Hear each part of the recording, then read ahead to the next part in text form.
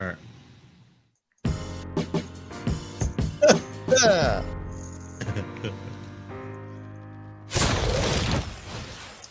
Well, I hit all the buttons except the main one, guys, and that is to go live. Yes, thanks for Salty for keeping me in check tonight. Yes, boom, boom, kaboom. It's Noof Nukem in the room Tuesday night, Gaming After Dark. I'm your host, Noof Nukem. With me is my co-panel member, Wize Old Gamer. How you doing, Wog? I am doing great. Got the Ragnarok controller that matches my $300 useless Ragnarok Collector's Edition. Now, if only Sony can send me a fucking disc for the game so I can put it in my steelbook, I'll be happy. But otherwise, I'm doing good. Not as good as you, Nuke. Apparently, you've been drinking tequila before you came in. So, okay. I laid off the tequila tonight, but I got a nice hot coffee here and I'm ready to go. It's been a long time coming. Just before we introduce our special guest tonight, guys, I just want to let everyone know Sir X-Man is absolutely conking out. Well, he may be here, he said, but didn't look like it, as he's like I said, he's had a very, very long day at work, and of course he's on the East Coast. And Cerebral Paul not feeling too well tonight, under the weather, so he's had to bow it as well. But we do have a dynamite show for you. As always, it's always a fun time when Wize Old Gamer's here. And for the first time, I guess the constipation. I guess the constipation and lack of Geritol sort of dud him under, right? Old age must be Yeah, who knows with Cerebral Paul?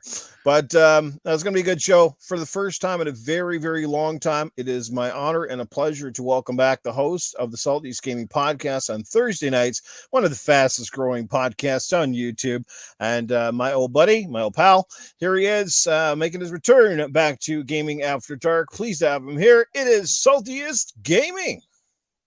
Thank you, Noof. I gotta say, man, you have one of the most radio-like voices on YouTube. I've said that, you and Mooch, just that voice sounds like it should be on radio. But it's good to be back, man. It's been a long time.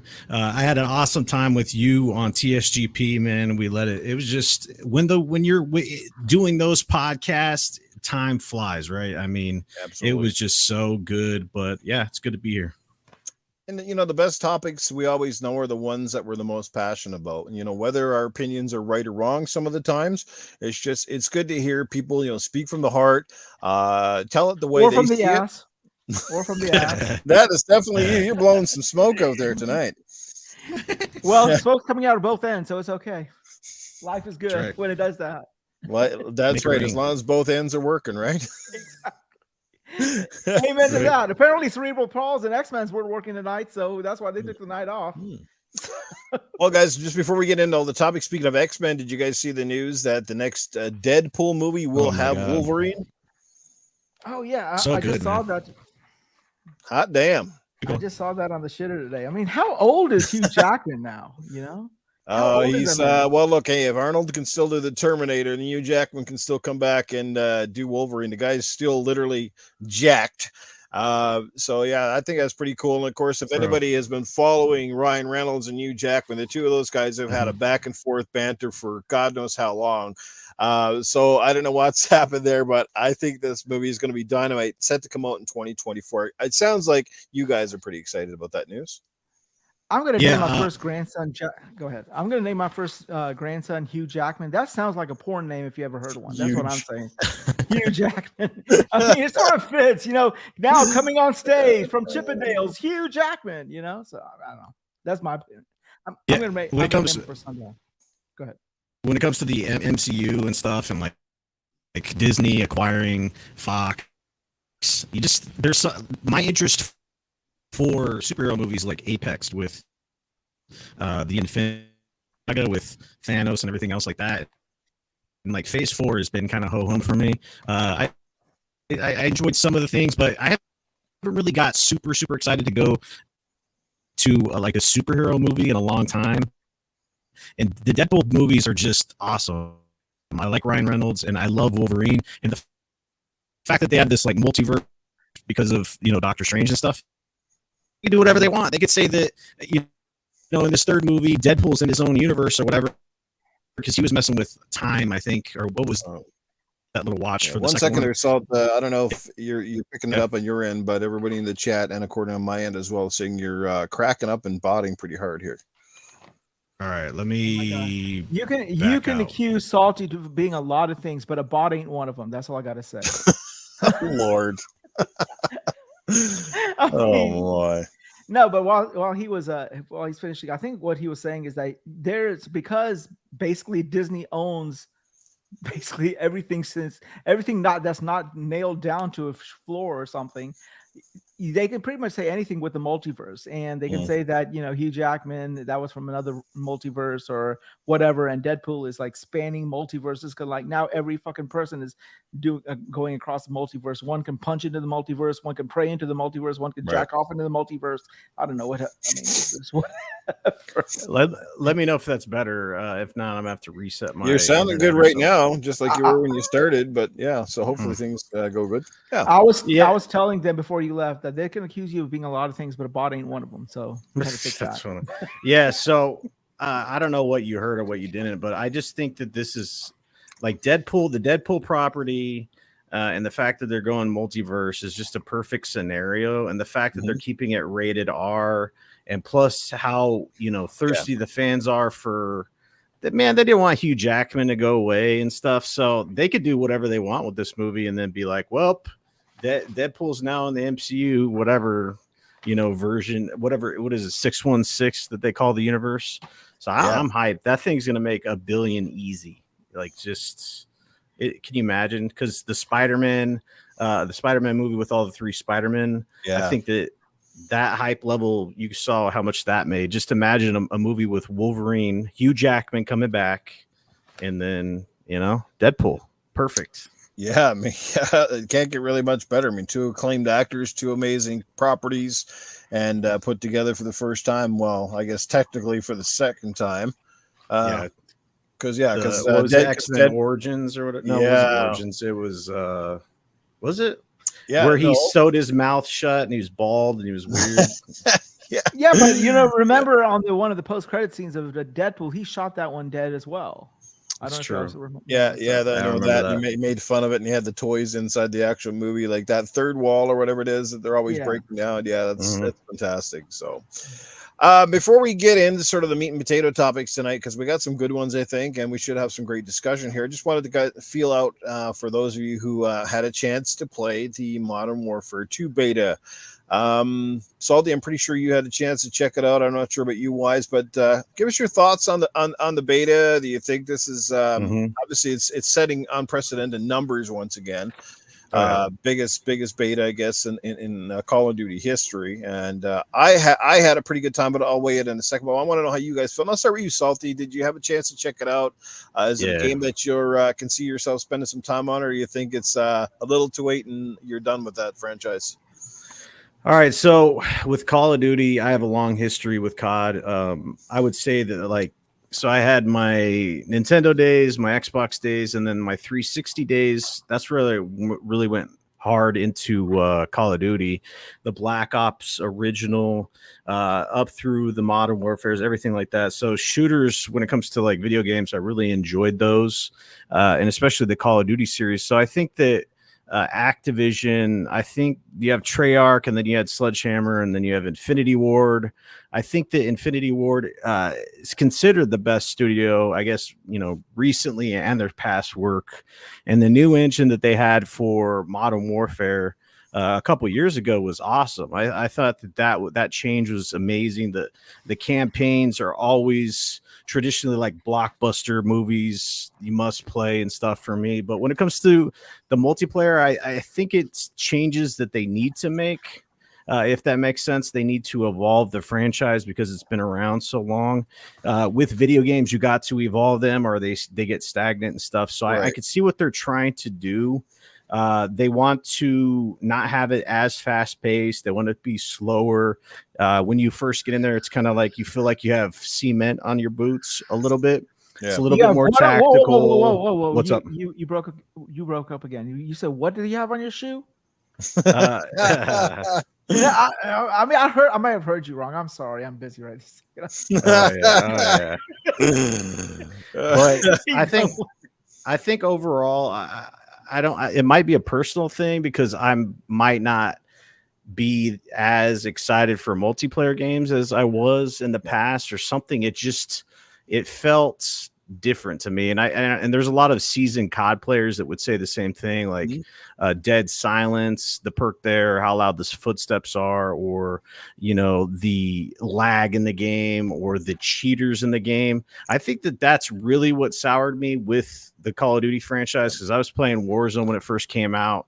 And guess what made me stop playing that was the cheaters. The cheaters started talk about that tonight. That's hacking, and it's just once that happened, and I had a question every time I was getting killed if I was getting hacked, or not hacked, but wall hacked, or any of these cheats that they could shoot you across the map.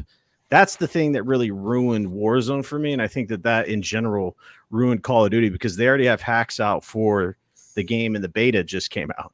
So that's a big problem for me. It's unanimous, and I got to ask you and the people in the chat as well. Can someone nerf the jumping in Call of Duty? Because my God, that's so stupid.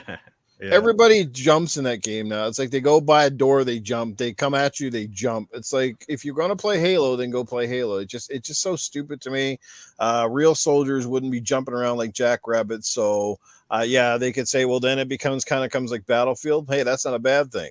I just like to keep it a little bit more grounded because it's kind of annoying, but it is what it is. What? Go ahead, Wize. But we all have faith that Microsoft can fix it, right? Fix what? With the jumping and everything else. With Microsoft, if it inherits the IP, they're going to do totally everything correct, and they're going to fix all of COD's problems. Microsoft's not going to do shit with Call of Duty. They're just going to leave fucking that company to just do as it pleases. Like it's a license to print fucking money. Like I don't think they have to step in and do anything with it. Well, I mean, I can't speak. I mean, Salty said the cheaters were what pulled him off of Call of Duty. Getting teabagged by my 12-year-old is what got me off of Call of Duty. I'm sorry to say. I mean, I live in Alabama, but there's certain lines that I got to draw. I got to say, okay. And getting teabagged by my own child is one of them. So Facts. But that being said, I mean, the game looks phenomenal. I mean, it's when the campaign. I'm looking forward to the campaign, but. Yeah, I mean, that's pretty much all for me. I can't talk about the beta. My kid played the beta. My kid is now betting money on the beta. Yep. And all that other good stuff. I don't know how he's getting the money. I mean, maybe his grandfather or something, but hey, he's betting money on the beta. And as long as he doesn't ask me for any, I'm cool. I was fortunate enough to play it on both PS5 and on the Series X, or on my 1X, actually, to be honest with you. But game played fine on both. But at the end of the day, like I said, it's one of those blessings and it's a curse. Like if you're a Call of Duty fan, obviously right off the bat, I mean, if you're a big Call of Duty fan, I guess you're going to go in, you're going to love what they put out there. It certainly looked good. The graphics are great. Tight play control as always. It did feel, like Salty said, a little bit slower in comparison to perhaps other versions, which is not necessarily a bad thing, because I found for some time that Call of Duty almost seemed like it was a little too twitchy. But it played really well on both platforms. I had some pretty good games, some kind of crappy games, but like Salty says as well, we're going to talk about this in depth afterwards, because we are going to talk about crossplay and the whole cheating answer. So I don't want to get into it too much. We will come back to that, but I enjoyed it. I'm on the fence about buying it. I may get it. A lot of it for me depends on how Activision sets this game up, meaning with the last Modern Warfare, you had to you couldn't uninstall the Warzone from anything. Like I bought the game for the campaign and the standard multiplayer, and I never gave a shit about Warzone, but I couldn't delete the Warzone from my console. Everybody said, yes, you can. No, you cannot. I tried it multiple times, and it would not let me, even though it says pick what you want to get rid of. Bullshit. The Warzone always has to be there. You can delete the campaign, you can delete the multiplayer, which is always weird, because basically you download it in little packs. Like what's up with that? That's the really update weird too. Packs and stuff. Yeah, it's like a special ops pack or a co-op pack, and then there's a campaign pack, and then a multiplayer pack one and a multiplayer pack. What the fuck is up with these packs? Is a hockey card or something? Like what the hell? I don't know, man. It's just, gotta catch them all.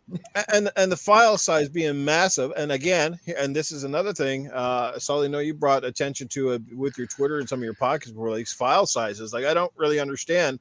On my PlayStation 5, it downloaded at 25 gigs. On my Xbox One X, it downloaded over 35 gigs. I'm not quite sure why it's always so large. That's because of the PlayStation's SSD. I'm just the thing. It's just with the file sizes.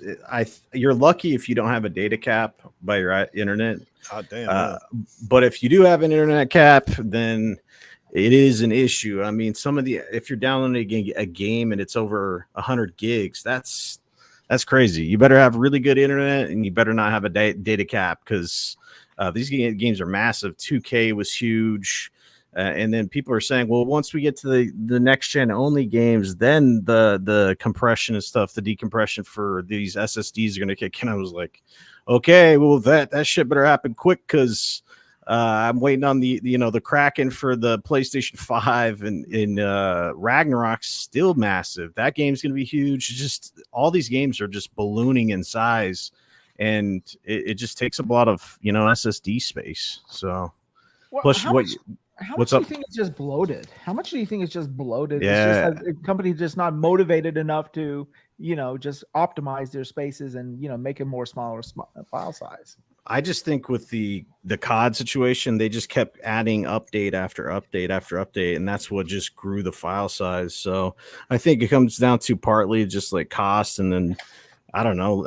Would you call that laziness or whatever? Just I think they have the ability to keep the file sizes down, and just like New said, that's another reason when you get you're like want to sit down and play some COD, and you didn't realize there was an update. Then there's like a 30 gig patch or 40 or whatever. You're just like, well, guess I'm not playing this tonight, and then it adds to the file size. It's like 140 gigs. You're just like, I mean, hot damn! If you own a Xbox Series S, it's probably about 35% of your hard drive gone in one game. Exactly.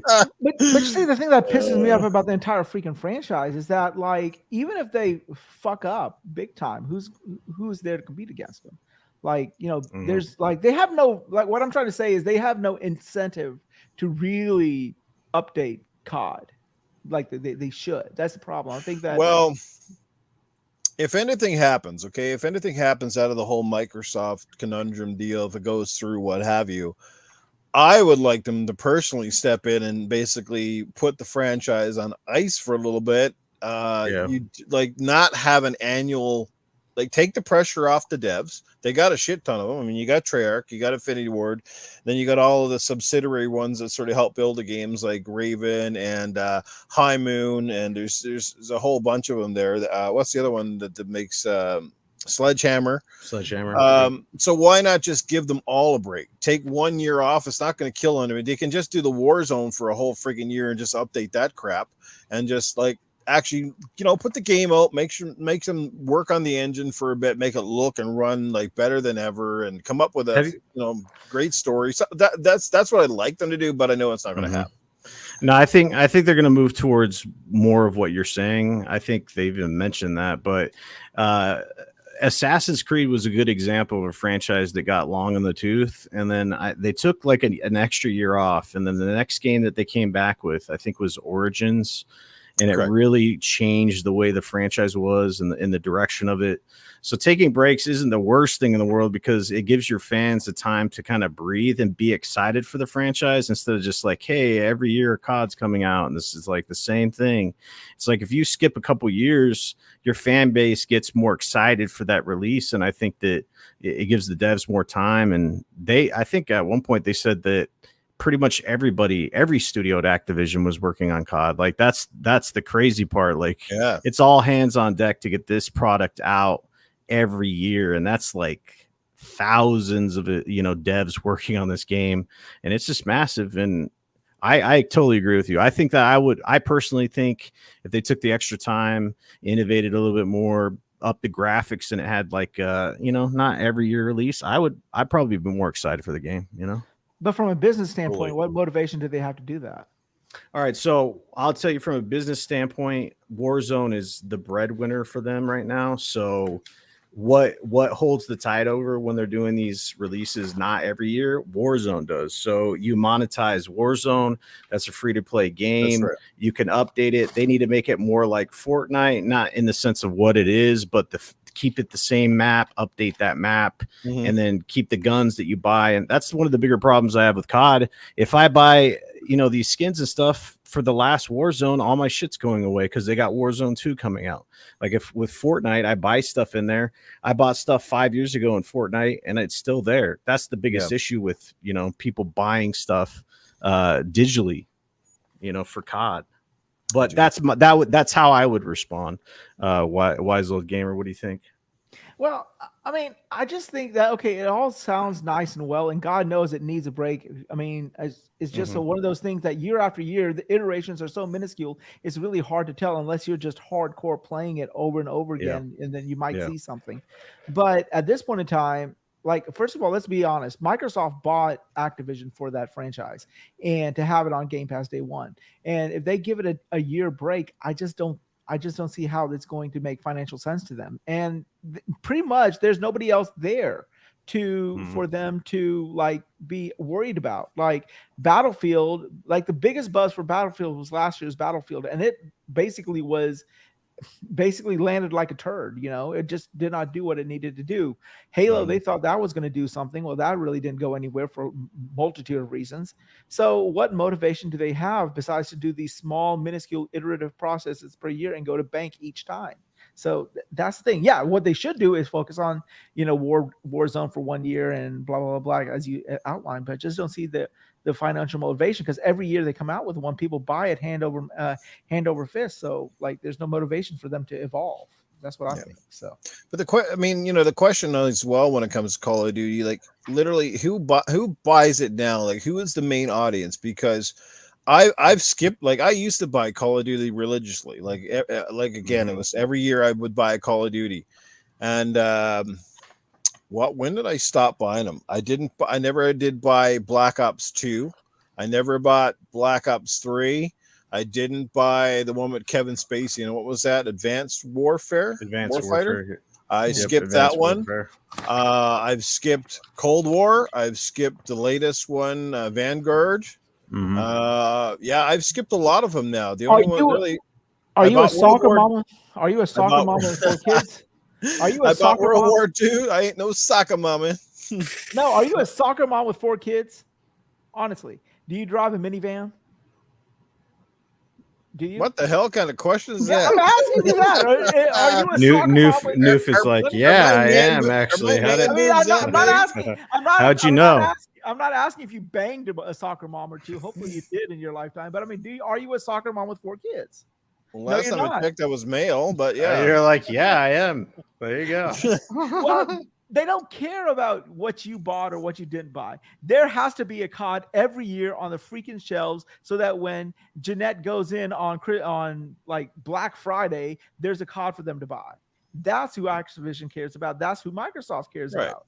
I like to see their statistics, like their original Call of Duty players, how many have dropped off, how many are actually new to the franchise, where did people start, what's the average age group, that sort of thing. Because I don't feel like, if I look at my friends list and all that stuff, like I don't see the same people playing Call of Duty anymore like we did during the 360 era. Like everybody that I knew on the 360 or the PS3 was playing Modern Warfare, and then Modern Warfare 2, Modern Warfare 3, Black Ops 2 maybe. And after that, it was like there was a big drop off after that. And the one I did buy, that Call of Duty one, what was it? Infinite Warfare, the one with fucking space. And I was totally against that one. Oddly enough, it turned out to be one of the better ones. I actually enjoyed that campaign. Kid Harington was in there. That was pretty good, actually. The weird thing about it, I tried to go look that up because I think Wooly was going back to play Advanced Warfare because I never played the campaign. And I was like, let me see how much that is on the PlayStation 5. And first of all, you can't even buy it because it's a PlayStation 4 title. For some reason, there's some weird shit with that. And then I had to go to the app. I go to the app and look at the price. It's full price. Not full like 70, but $60 for when did that game come out? And it's just crazy. Like I was like, all right, well, I guess I'm not playing this game because I'm not playing 60 for Advanced Warfare that came out like how many years ago? Just it's crazy how high they keep those prices, you know. They retain value compared to a lot of games out there. There's no question. You can't say the Yeah. same for its main competitor, which No, it's always been Battlefield versus COD. I mean, for the longest time, it's modern and World War II or whatever, or modern shooting, and those have been head to head. And the funniest thing is every year you almost hear like you hear the guys at DICE, this is going to be our year. This is the year we kind of come out and kick Call of Duty's ass. And comes out and falls flat on his face. And don't like I have a soft spot for Battlefield as well. I mean, I like some of those games, but I really haven't gotten into a Battlefield hardcore since Battlefield 3 and 4. Really like the Bad Company games, which are the ones that oddly enough need to come back. Story based great games, but as I said, Battlefield 2042, I didn't buy that because of the multiplayer. I didn't buy it because I stuck to my guns. I said, if there's no campaign and no buy, I don't care how good or how bad the multiplayer is, I'm not spending full price on a half a game. And people said, well, the campaigns haven't been good for years. Well, whose fault is that? They decided to go with they decided to get with the woke train and make sure that the campaign was broken up into 20 different segments with different fucking characters you don't give a shit about. You can't remember any of it. True. That's what happened, because the campaign was pretty damn good in Battlefield 3, and I actually thought it was pretty damn good in Battlefield 4. And then after that, they go, let's make them in segments. Let's put them in like 15-minute blocks. You play over in Europe, and then you play over here, and you play over here, and you're a different character. Nobody gives a fucking shit about the story because no one fucking remembers what the hell is going on. The crazy thing about that, Noof, so Battlefield's the closest competition to COD, but it's fucked it up so many times, like with the Frostbite engine and everything else, like with the bugs. What's insane is, the campaigns have not been the best for Battlefield, but that doesn't give them leeway to just cut a portion of a game that you were used to getting and then be like, nah, we're focused, because they said they were focusing on the multiplayer, right, for 2042. And guess what struggled was the multiplayer. You put all your resources and man hours and stuff into it, and it's a complete failure because they lack identity now. They don't know what they should do, because with Battlefield 2042, they went bigger with the maps, and that's not necessarily a good thing. Like, that's the thing with some of these developers. Let's just make everything bigger. Let's make these open world maps a 1-to-1 size of our universe. That doesn't bring you joy, right? I don't want to like actual experience if I'm walking across the United States. I don't want it to take like 5 years in real time in a game, right? And that's what they tout. That's what they tout. You hit the nail on the head, because that's the two things. When I play both games, that's the first thing that strikes me. You get into Call of Duty, you drop into a map, and within seconds or minutes, you're right into the thick of it. You jump into Battlefield, and it's the opposite. And unless you got a crew and a squad you can communicate with, you feel completely lost. You're in there with God knows how many players. You fucking spawn at some weird spot in the map. You end up running so far to get where your objective is, and by the time you get close, you get shot by a little sniper that you can't even fucking see. He's the size of a peanut. And you die, and you start all over, and you're like, this is a lot of fun. I did more running than I did shooting. Mooch used to make fun of that one time. He used to have a good analogy. On your head. It was. Yeah, the plane falls on your head. Like, that's like sort of that random helicopter falls on you. Yeah, bro. Like, that's the biggest thing with Battlefield. Because is it fun in a squad? Sure, but with like being adults, it's hard to like, just like what happened with game nights or anything. Adult schedules are so difficult to coordinate, and then you're trying to get your squad on to play. If like your fun is contingent on playing in a squad, then that's where Battlefield fails, in my opinion, because just like you were saying, these conquest maps, I remember it was like the World War II one where it was like literally on the mountain, lines of snipers from a million miles away. You run just like you're saying, boom, sniped. And you're like, okay, there's no kill cam, so I don't know what's happening. And it's just what you're saying. I feel like I have no impact in that game, because literally they're like, let's put 500 people on the field.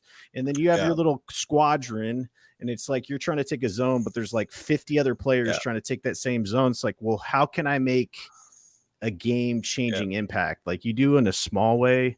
But that's where I think. And then of course the game tosses you in 10 minutes in, and you already look at the other team, and they're like 3 times the size of you, because that tells you that half of your team's already quit by the time you got there. Yeah. You're probably playing some clan fucking team on the other side who are spotting everybody that moves across the map. You're like, how do these guys even know where I am? I'm in a fucking bush, and you're shot, and then you get run over by a tank, and then you get hit by a fucking the whole game feels asinine to me.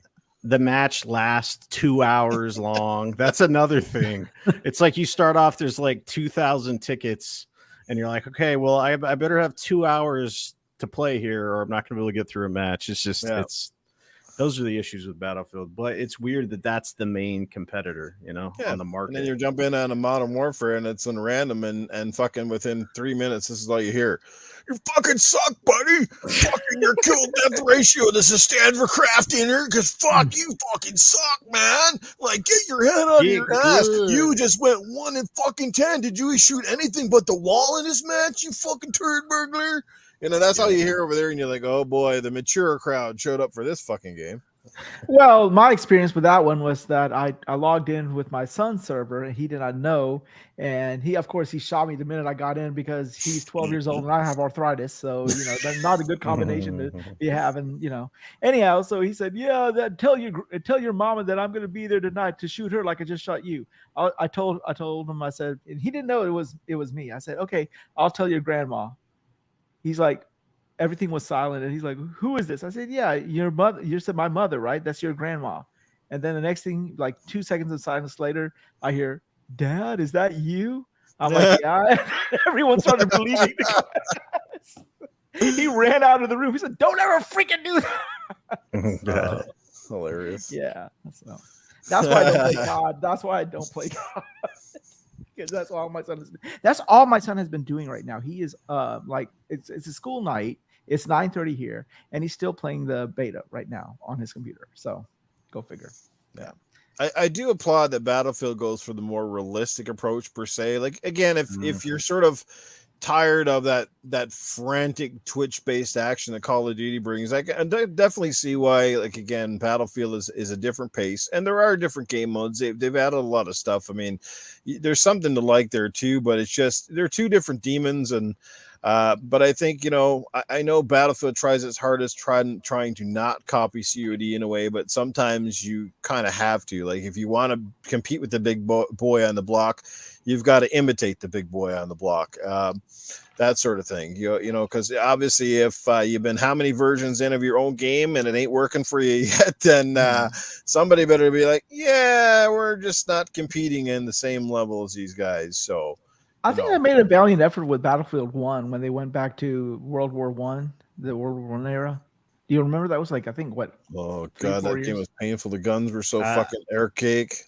Yeah, there's like, why don't you go back to the one where you ram a rod down there with the ball and pack it and just sit there for 5 hours, go real bad. Well, maybe my arthritis could have played that game. That's why I enjoyed it. Okay, it was like, hold up, I gotta pack this ball real quick. Yeah, they're gonna go way back in time. It's gonna be Battlefield. Was it A B C like 1001? But they fucking came in to be like sticks and stones and shit. We're going back to the basics, folks. We're going real back. Your vehicles will be riding the saber-toothed tiger around, eating people and shit. Fucking lighting fires. But do y'all think there's any room left for innovation for either COD or where can they take it? That's my question. There is, but that's why they need a break, because I think forcing these guys to pump them out, it turns into the same reason that all of the EA games are stagnant, because they come out every year, and no matter how talented your building team is, you can't turn around a completely new product in a fucking year and expect it to be like revolutionary. You can only add improvements. Like, you're going to need at least a 3 to 5 year cycle on average to really, make it wonderful. You know what I mean? I think the same goes here. You can, so. But what could they realistically do?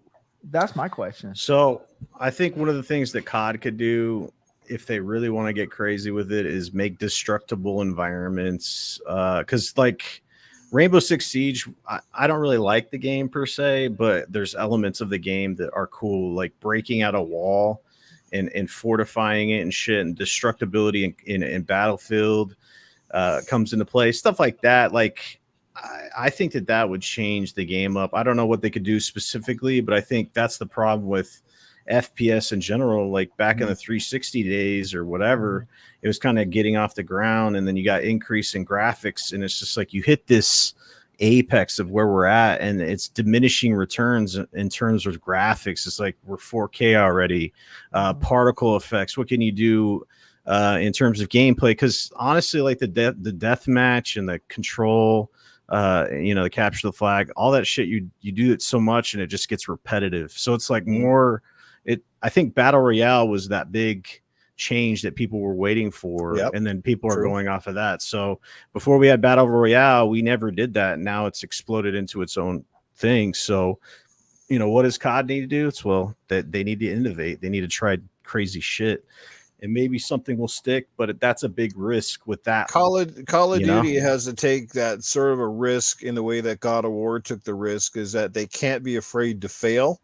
Yeah, like they may have to take one for the team, but they've got to make that big decision and not be afraid to fail. But unfortunately, with a game that's as big as COD, they don't want to take risks because they're afraid for exactly that they might come out and take risks that thousands of fans might really enjoy, but they're like, you damned if you do, damned if you don't. If we take the big risk, we change the franchise too much, we risk losing all of our diehards, or you end up picking up new people, and then people could go, well, what the hell is this? This doesn't look or feel like Call of Duty. That's where they're at, because that franchise is so entrenched. It's a pop culture phenomenon. It's not just a game anymore. That's what I'm saying. Like, I think that game will remain stagnant because there's just too much risk to change it up at this point. Because that's not $1 million. That's $1 billion franchise. But not only that, like people like me and you and Salty, we're like not the people that they're looking for. They're looking for like my kid, right? He doesn't want all that innovation. He's happy with what they're doing every year. Small little increments here, small little increments there. So that's their population. Again, right? If their population is happy, who cares what the 1% think? I think that honestly, like the main, because I have a daughter that's 9 years old and she likes Fortnite, and then I've talked to Mooch that has older kids, and it's just like they attach themselves to like Warzone, Fortnite, Apex Legends. All these are free to play games. I would love to see the numbers. So we had this beta, right? But it's a free beta per se, on certain consoles and platforms. So it's like a lot of people are going to be jumping in there because it's free. So just because you have record-breaking numbers for the beta, does that mean it translates over to the actual game? Because they're making billions of dollars off of that Warzone. So that's like their baby right now, because everybody gets in there. You're free to play, microtransactions. Hey, let's spend $20 on this Saw skin, which I did. That's the only skin I ever bought that game, but they got me, right? I mean, I bought shit in Fortnite. These microtransactions, games as a service, battle royale shit, that's what these kids like to play. They like to floss and emote on people and teabag. And the way I look at it is the free to play model it has advanced the gaming industry from a financial standpoint, where of course, anybody that has any type of successful battle royale right now is making serious bank, but it has stagnated the creativity of the industry, because everybody's just trying to copy that one popular formula. How many copycat games are there out there? And a lot of them have been fairly successful. Some are massively successful, but everybody's going after that pie right now. And every time I see them pop up, it's the same thing like I said with open world. Not every game has to be open world. Exactly. They got to stop thinking that just because one game is popular. Like I think I said this on your podcast last week, Salty, about the Assassin's Creed, that I'm happy that they're actually doing going back to the roots and doing the Mirage, where it's a linear game about 30 hours kind of long, like much smaller in scale and scope, but feels more like the Assassin's Creed that I loved. And they're still going to continue to do the stuff that the more modern fan, I guess, or the newer fans have gravitated to, like Odyssey and Origins and stuff like that. And Ragnarok, was it not Ragnarok? Valhalla, sorry. Valhalla. So, they're kind of the best of both worlds. And that's what I'm saying. Like, I guess that's where we're at now, is if you have studios and the resources enough to kind of please both sets of fans, I don't see anything wrong with that. But kind of catering to one base and ignoring another is not the way to go in my opinion, because Call of Duty, there's still a lot of us out there who are entrenched in the franchise from day one. Like I remember how much hours I put into Call of Duty 2 on my 360, and that game had no frills, no bells and whistles, no fancy scopes, no colored weapons, no guys jumping 40 feet in the air, no sliding across the map. Like that game was just a pure shooter. Either you could shoot or you couldn't. End of story. No seeing through walls, no kill streaks. No, most people would probably listen to that and go, "My God, that sounds really boring, Noof." I would love for him to go back to something as basic as that, where it just relied on your teamwork and the ability to shoot or not. Because half the time in Call of Duty, I don't feel like I'm getting shot by the guy who necessarily can shoot better than me. I feel like I'm getting shot by the guy, yes, who can actually put a bullet at me, who can bounce around the wall. It's like Gears of War, like these guys that dominate are these freaking tard nuggets that bounce off freaking walls and they roll around, and you're like, how in the hell did they even do that? They're moving at, it seems like, twice the speed that I am. We're going to talk about that when we get into the whole cheating aspect of games too. So we're gonna move this. Any final thoughts? We're gonna move along. We're gonna bring in Arnold here. I got a couple of things. Go ahead. I think that, with Call of Duty, right? Warzone, what a lot of people don't realize is like a gateway drug, right? So kids play free to play Warzone and everything like that. Come Christmas time, what does grandma, granddad buy? Well, the kid plays Call of Duty Warzone, so let's buy this Call of Duty game. So I think that EA is sort of chasing down the route, trying to put Battlefield up against COD, whereas I think would have been better for them, or should be better for them, is Titanfall. Let Respawn, who used to be the old Infinity Ward, so sort of take the Titanfall and innovate, do whatever they need to do, and use that, because they got Apex Legend as their gateway drug. So I think if they did something like that, that would show some innovation, and that would really give COD a run for their money, and maybe force some changes in COD as well. So. Yeah, what I was going to say is the industry is extremely unforgiving, especially from the shooter standpoint. Cliffy B, who made Gears of War, he tried to do his own stuff, and he was like one of the most popular in the genre, and like he did Lawbreakers, that fell on its face, and then he did Radical Heights. I don't know if you guys remember that. That's like battle royale that looked 80s or whatever, and then he ended up closing his studios down. So it's not, it's tough. Like it's near impossible to get a banger like Apex Legends that catches on, and then Fortnite caught on. Then you got the Call of Duty, and then Battlefield's just stumbling and bumbling. Battlefield's just been having issues. So, but that's my point. They got Apex. Apex is in the same universe as Titanfall, so they can sort of link the two. It's a shame with Titanfall, man. Because I enjoyed that game. I think it's one of the best campaigns ever made. And it's a shame because Apex is making so much money for them. They're just like, hey, focus your attention on this. Let's not worry about Titanfall, because obviously it's crazy, because I love the Titan aspect and playing that, but it didn't make them enough. It didn't make them enough money. So they're like, hey, let's just do this Apex Legends, which is a shame, Yeah. Oh, here's a good idea for a great battle royale. So I think you might dig this one. Catch this: the Last of Us battle royale mode. Now, hear me out. Okay, seems like a typical standard battle royale. You get dropped into a map. You got limited weapons and ammo or resources, right? You have to go and you have to scrounge and pick them up. But at the same time, you have to watch certain areas on the map, because there's going to be clickers and there's going to be other types of those creatures, right? And instead of a circle, what it is it's like a swarm of like the like regular, the undead, or what do you call it? Like the runner guys. The clickers and the other guys. What is it, like the crazy fuckers? But they're not deformed. What do they call them?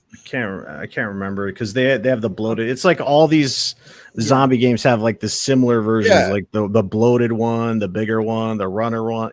But I definitely the ones I'm talking about. They're like they look more like regular humans. They're just on the verge of changing. They're the ones always crying, like the crackhead. Yeah, they're crying and they're like crawling around. They run at you. But like, could you imagine that? Like, how cool that'd be a cool dynamic. Wouldn't that be really free? I think that would sell like hotcakes. And then you faction your buddies, and that'd be awesome. Factions 2, they haven't really said much about it, but I think it's going to be something like that, because the Factions 1, I got the platinum for that game, and it was really unique the way the multiplayer goes way more tactical, way slow down and stuff like that. But that it really didn't have the customization or anything involved there, and now they're going like full on funding, and then just the way that they're talking and the picture that they showed of those two people high up on a building and they're looking out over this field of destruction and stuff like that. I think it's going to be like that. I think there's going to be different modes, and I think that there's going to be a mode that is like that PvP, PvE environment where you're trying to survive. And I think that'd be dope. I'd be all about that. Even better than that, what they can do is that instead of like having more clickers appear, have the players that get killed by the clickers and those little runners become clickers and runners themselves. And the longer you stay, would be cool. And the longer you stay, you evolve. You go from a runner to a clicker to a bloater and blah blah blah blah. The longer you can stay alive, even as a clicker or whatever. I think that would go well. When it comes to Battle Royale, like I think that Halo would be perfect for it. I know some people don't think so, and whatever. I know that's what is it? Something Affinity certain Affinities working on a project. Like I think that that's really what could drive numbers back to Halo and like getting these streamers on and everything else like that. I just think the environment for it, like the vehicles and everything else like that, I think it would be perfect for a BR, in my opinion. Quite possible, yep. I mean, I think there's possibilities in anything. And like the bottom line is, if you don't like it, you don't have to play it. Like as long as everything's are options, that's all there is. I know Titan Drago stand on that mountain forever. He's been preaching I don't know how many times I've heard him preach about, Halo needs a battle royale. And it's like, does it need it? Perhaps not, but could it do it? Absolutely. Could it be successful? Sure it could. So yeah. We are almost at the halfway point of the show, and let's get Arnold in here. Let's do the Ask Arnold segment. Then we're going to come back with our actual main topic. It's hard to believe here we are 8:50 into the show, and we haven't even touched the main topic yet. But hey, that's the sign of a good show. The way it goes, man. You can roll on about everything. So yeah, let's do it. Ask Arnold, guys. We'll leave it to the panel and to the chat. If you guys have a question, now is the time. We'll try to keep this rolling straight along. Anybody have anything for Mr. Arnold? He's on standby here. I guess I got one. I'll start. Hey, Arnold, now that the PlayStation is going to launch the PSVR 2, who are you most excited to play virtually with? Sir X-Man or Cerebral Paul? And what would you do? That is a very good question. First of all, I'm going to buy the PSVR 2. I can't wait to play it. But honestly, between the two, I'm going to have to say I have to play with Sir X-Man because I just think it'd be more entertaining. All I can hear is Cerebral Paul complaining and bitching about this and that, and now he can't see shit and he can't do shit and he can't move his arms and he can't walk around and all that crap. Is like, no, that's okay, Paul. You can just sit there. I want to play with Sir X-Man. I don't want to hear your crap. So you sit back down, you take off your VR headset. Yes, this is what we're going to do. I want to go with Sir X-Man because he's entertaining, and I'm pretty sure it'll be a great time. Then we got some questions in the chat. We got one for Cletus. We're going to take Cletus and him at the end of the show. So stick around. We'll do that later. This is strictly Arnold right now. Who we got next, guys? Any more questions? Anything from you, Salt? I'm trying to think of a good one, man. Oh my goodness! Hey, top tier Arnold impression, dude. Honestly, like I've heard different people say that they got a good Arnold, but yours is like top tier. Man. I appreciate that, man. I appreciate it. I know a lot of people come here just to hear the Arnold. They stick around at least for that. Tell us how bad that Predator Hunting Grounds game was, Arnold.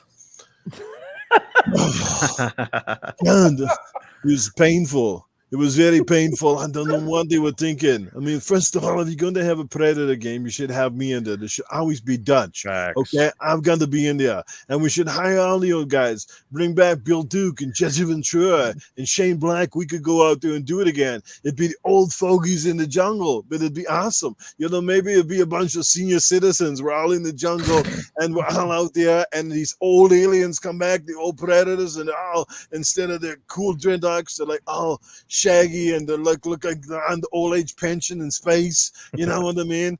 And then they go, they war together, and we can't even kill each other at this point. It's the first one is going to die from arthritis or a heart attack.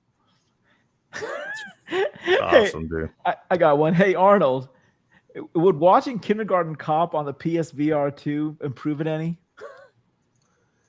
Yes, it would be awesome. It would like having me in your own living room, like having me teaching there. Yes, indeed. It's not a tumor. It's not a tumor at all. Sit back in your chair. I don't want any more retarded questions from you. I'm going to fail you, Billy. All right. We got one.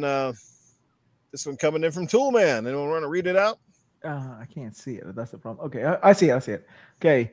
Hey Arnold, what does Noof look like riding his motorcycle? Nif Nukem looks like 10 pounds of shit stuck in a 5-pound bag when he's riding his motorcycle. You know, there's a couple of wheels going around. Unfortunately, with Nif Nukem, that's the only thing going around is the wheels. I don't think the wheels in his head have been going around for years. So, honestly, I'm glad he's riding his motorcycle because from what I understand, he's not riding his wife. All right. We got some more ones here, a couple more. We got one here coming in from Trendkill Wheel. Did Arnold scare Van Damme so much that Van Damme backed foot of the what? I don't know what that's asking. I think he scared Van Damme so he backed the original. Yeah, because I think Van Damme was, one of the original picks to play in that role, if I'm correct. Oh, I did not know that. Huh. Interesting. Yeah. So, yeah. Care to answer it? I will look, Van Damme. That guy is Van Damned. Okay, the guy hasn't made a great movie in 40 centuries. Like, honest to God, after Bloodsport, the only thing that's bleeding is his maxi pad. He's washed up. He's no good. I mean, I'm 70 years old and I'm still kicking ass. There's nothing that he's kicking anymore but tin cans down in Brussels. So no, we don't do it anymore, Van Damme. You're lucky you backed out of that role because you would have been terrible. You would have been in the jungle and the Predator. He would have made short work of you. You would have been on the log doing some kind of split going, and now it's not good. We got one from the Doom guy. Do you see it? We got one from Papa Woody. Okay. Papa Woody. Hey Arnold, what is your pastime? Playing games or fucking mates in the arse? Fucking mates in the arse. Well, it is a game, fucking the maids in the ass. I always want to fuck them in the ass, fuck them in the tush, fuck them in the bush, take them upstairs, do them in the tub, give them some love, give them some rub, just do whatever. But I want to do it with them on the fucking the maids. Yes, like I said, that's my nickname around the house, a Minute Maid. Okay, the Doom guy asks, hey Arnold, does Wize and Sir X-Men have to put BC on their birth date? The fuck is BC? Oh, I get it. What the fuck?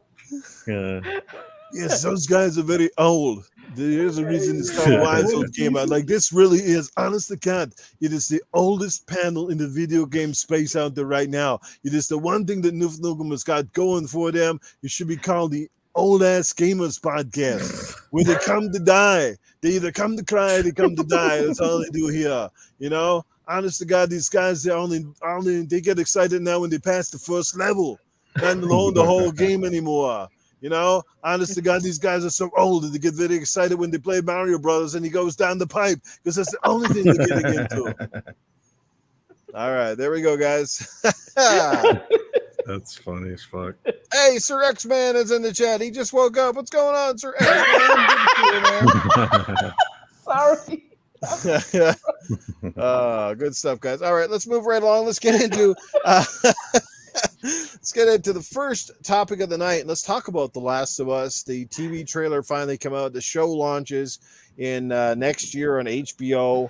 Man, it's a sign of the times. Like, games are getting so good that they're inspiring great TV shows now. You're seeing a lot more of it all the time. And this show, obviously, it's got the big bucks, the big production values that HBO is known for. You got some great talent in there. Pedro Pascal, as many of you know, plays the Mandalorian, but he's in this show. He also played, I forget the guy, but he was in Game of Thrones. Really good character there. So everything this guy basically stars in, he knocks it out of the park.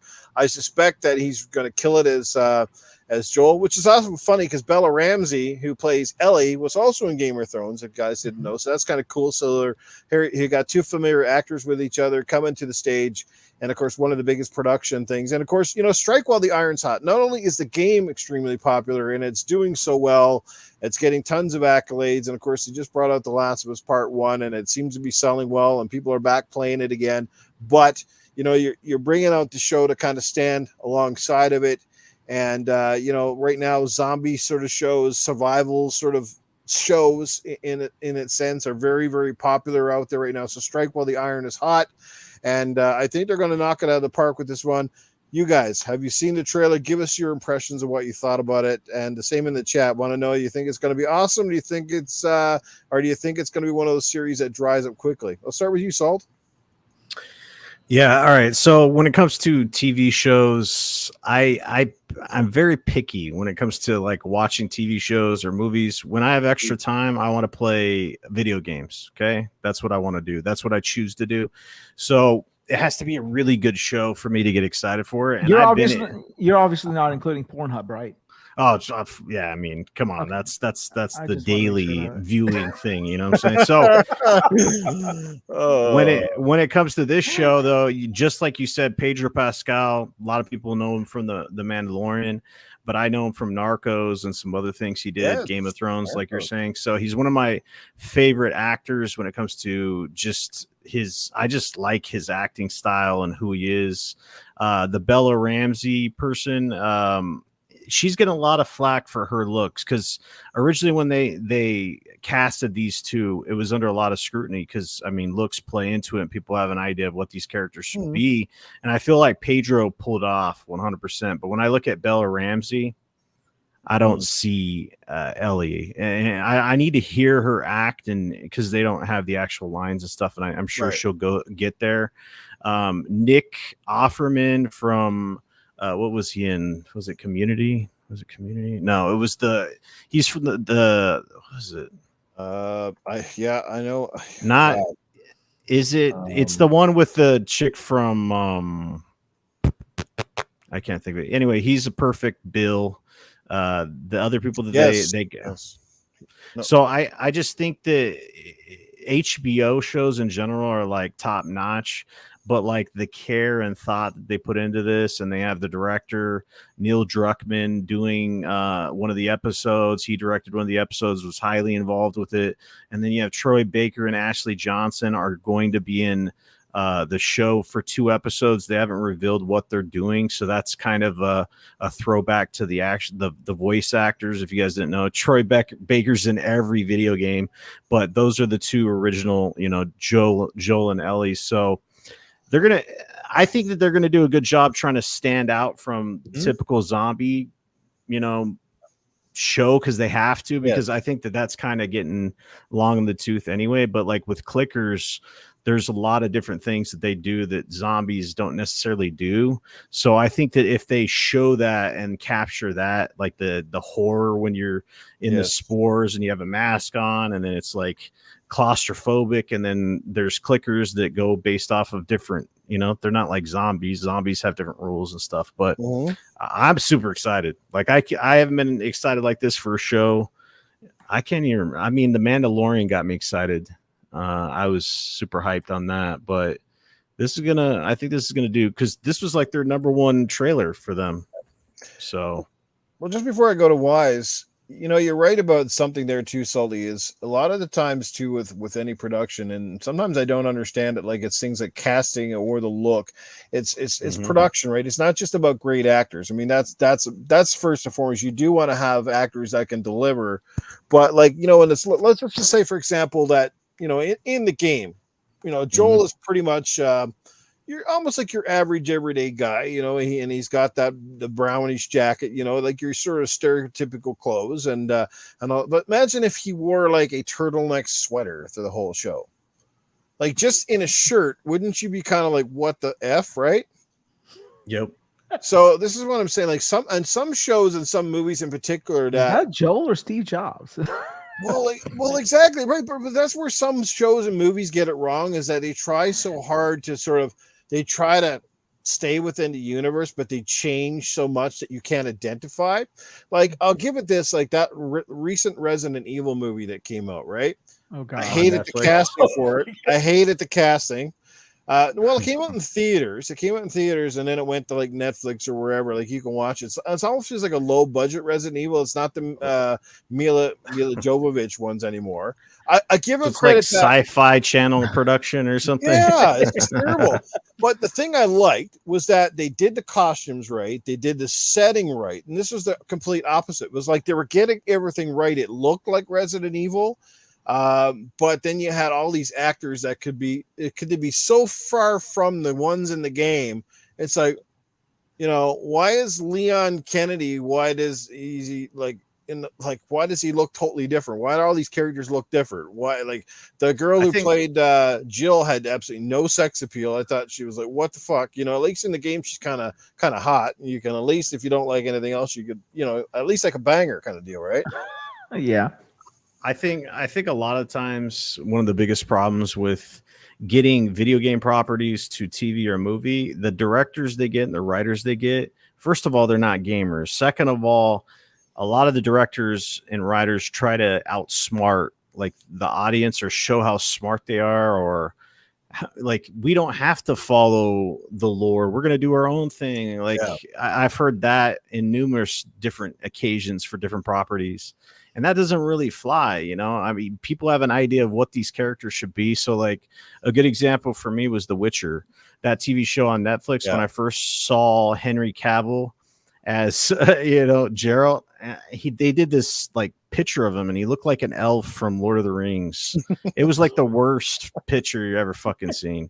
I was like, this is going to be garbage. I can't see this. Like, I pictured Cavill as, like, Superman, and then he's going to be playing Geralt. I'm like, Geralt or whatever you want to call him. Yep. It's just, it didn't connect. And then I watched the show and I fell in love with his portrayal of it. So it's just like, you see these things, just like I said with Joel and Pedro Pascal. I didn't see, like, originally when he was cast, I was like, I like Pedro, but I don't know if he's going to be Joel. And then when I saw him on camera, I immediately was like, he's Joel. Exactly. He's Joel. Yep. I like it. Bella Ramsey, like I said, I can't see her and think Elliot. It's just, maybe it's her big forehead. I'm sorry. I don't know. I was thinking we all were thinking there, right? I mean, Jesus. Yeah, she looks like one of those band members from the Star Wars, you know, with the like a inside of Jabba's place. Head, man. Jesus. That's good. That's good. Go ahead and talk about a 15-year-old girl. Go ahead, guys. Bro, we're not hating. We're not hating, but we are. But the thing is, like I said, the way she looks, is it, you know, the forehead or whatever, it's just, I cannot see her as Ellie. I can't. I don't know. Yeah, I just don't. I'm sure she's got the acting chops, and I'm pretty sure that once we see the show and she's, you know, and the dialogue, and that's half it too. If you give them, you know, at least believable dialogue and there's good chemistry between the characters, and, you know, usually after a while you tend to forget some of that stuff and you just love them for their own portrayal of that character. Like I say, when you had a little bit of doubts on Henry Cavill as Geralt at first, but man, I fell in love with that show and I fell in love with his portrayal of Geralt. And but here's another one. Like, as much as I enjoyed the Halo show, I gotta say I'm still one of those guys that went from, okay, like, I get it, you taking the helmet off, fine, but then it got to the point where, is this helmet ever on? Is this helmet ever on? The dude's out of his fucking suit almost the whole fucking series. He's like, he's naked, his ass is showing. It's like, you guys went from taking his helmet off, taking everything off. It's like, you know what I mean? It's like, wow, this show went out on a limb. I didn't watch it, but I did hear the writers, like I said, they didn't really play the game, or they had some weird quotes coming out of there. And I think Master Chief, like, he's kind of like the Mandalorian for me. Like, I always see him with the helmet on. Like, that's kind of like behind the wow factor. Like, when I see the Mandalorian, I don't want to see fucking Pedro Pascal. You know, I like his voice, but like, he's the Mandalorian. They don't take their fucking helmets off. And it's just like, when I saw Pedro, I think the first time he took it off, his helmet in the show, I was like, put that shit back on. You're the Mandalorian, you know, like with Master Chief. I don't need to see this dude. You know, you're not Master Chief. It was like the first time we saw Darth Vader's face in Return of the Jedi, and everybody went, what the fuck? He's this old fucking dude that looks like an overboiled egg. What the hell? Yep. Yep. Well, Exactly. you know, then they took it one level higher. They gave him a sex scene of all things. You know? Yeah, he's in the Psych- bathroom, ass Psych. cheeks out. It's just like, wow. I mean, I guess that's their vision for it. But I see Yeah, Master Chief. I see him with the helmet on. Well, I man. hope he fit. and all I the hope he- girl Spartans. Let me tell you, they can put their fucking helmets back on too. Because holy fuck, They there can wasn't put their. there wasn't a hot keep one in that going, fucking yeah. series. I'm like, wow. Like, So did the they get everybody ugly? Spartan program doesn't up their looks apparently when they get Apparently chopped not. with the juice. No. You know. Well, let's make sure that let's hope that Master Chief finished the fight for that one. So did Cortana watch when Master Chief was Yes. clapping cheeks? Of course, or yeah, she I did. didn't watch Yes, it. yes, she That's did. weird as fuck to me, dog. So Yeah. weird. That's why I'm saying I hope he finished the fight. He's getting all. Can you imagine if he's like full armored, he can't take his shit off, and he's banging a chick? Like, there's like a anyway. We won't get into it because it's like he's Master Chief, you know. Who would have thought Oh we'd my be talking God. about Master Chief's sex life right on this show? Well, Yeah. we're talking about at the end of the day, we're just talking about representation of games to films and TV, how they're obviously becoming more popular and so that's a testament to how strong game platforms are today. Because we didn't see this back in the day. Like, I mean, one of the earliest game movies was Super Mario Brothers with John Leguizamo and Bob Hoskins, and what a disaster that was. But Right. now you're Dude, starting the to see like Goombas. Sonic the Hedgehog. Oh, God, A yeah. big success. Two Sonic the Hedgehog movies, extremely I love those successful. movies. I love Good those movies that stayed close enough to the material, but yet took it outside the realm. Like, that's how you kind of do it. Is you don't stray from what people know and love, but at the same time, you still bring something fresh and new. And that's why it worked. And Jim Carrey, like, I don't know how, because I wasn't sure on him when I first said he's going to be Robotnik. I was like, what?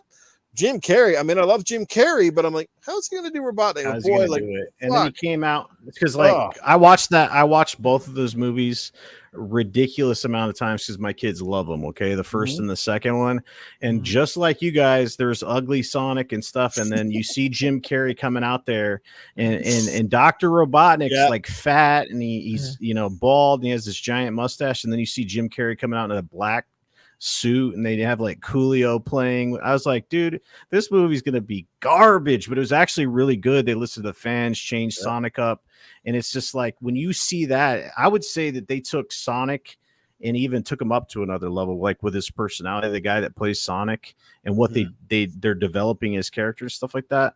And that's what you can see with some of these properties, just like you're saying, like if they actually take care of the property and they take love into it and get the right director, you could have crazy good product. But if you have the opposite where these people don't know what the fuck they're doing, then you could have that. Remember that Assassin's Creed movie that came out and like some other shit that came out, Persian movie. Well, I would go as far as to say the Sonic movie is basically what made Sonic relevant in the Western Hemisphere again. Yeah. So it's well, thank God for good movies, because the fucking most of the games have been absolutely atrocious, and I hope that Frontiers can break that trend. I mean, Sonic, what do you call it? That one, the 2D one that came out, Mania or whatever it was. That was pretty good, but that was like an old school, true to form Sonic. But as far as new Sonic games, they haven't been exactly blow your mind awesome. I've always stated with Sonic, it's a weird game to try to take into the present. It's just the way he functions as a character. I don't know if it translates to modern, because like to get me excited, because I love the Sonic games back in the day. I didn't have a Sega, but my cousin did. But those games in the 2D environment and stuff, that's where it excels, because you're spinning around and going fast. It's like when I see this open world with Sonic trying to be like, Mario Odyssey and shit, and like a barren open world, and it's just Sonic, going around. It's just it's hard to connect with that for me. So I don't know if that'll ever. I saw some change. of the new trailers and it looks way better from that first where he's kind of on the grass. Like I saw like one of the latest ones and it looks fucking awesome. Actually, It's on my the only it's getting really good reviews though from everybody. Well, the only 3D Sonic that I think that was really good was Sonic Adventures, the one that came out of the Dreamcast. Yep. I think they did really well with it. They were corridor runners, but you enjoyed it. So I think they should stick with what they know. I mean, certain things, as you said, need not be open world, and this is, I think, true testament. So exactly. Well, it's safe to say everybody on this panel right now excited about the new Last of Us show. I certainly am. I can't wait to watch it. I might have to get another subscription to HBO/Crave up here in Canada because it looks that damn good. Yeah, I always wondered why it wasn't a show when I was playing the game. Like I was literally like playing The Last of Us after the 4th plank that I had to mount, and the 4th time I had to save Ellie from fucking drowning. You know, bro, I have to comment on that because there's all these developers that get put on a pedestal, and Naughty Dog's the same way. People look over blatant shit that's repetitive. So the Naughty Dog standard is to grab a crate and then bring it over somewhere to get you to step up to go higher, or you have your companion come over and fucking give you a boost. Yeah. It's just like that shit, like some of the things that you see over and over, like those tropes. Just like, if I have to get another fucking crate and I have to give someone another boost over here, you know what I'm saying? I thought it was funny. Did you catch the joke in Uncharted: The Lost Legacy with the girls? One of the first levels on the rooftops, you got to move the crate, and she goes, "Oh, look how convenient! Another crate or something like that." And I started to laugh because it's like even Naughty Dog has heard the jokes and they made fun of their own shit. I thought it was great. Yeah.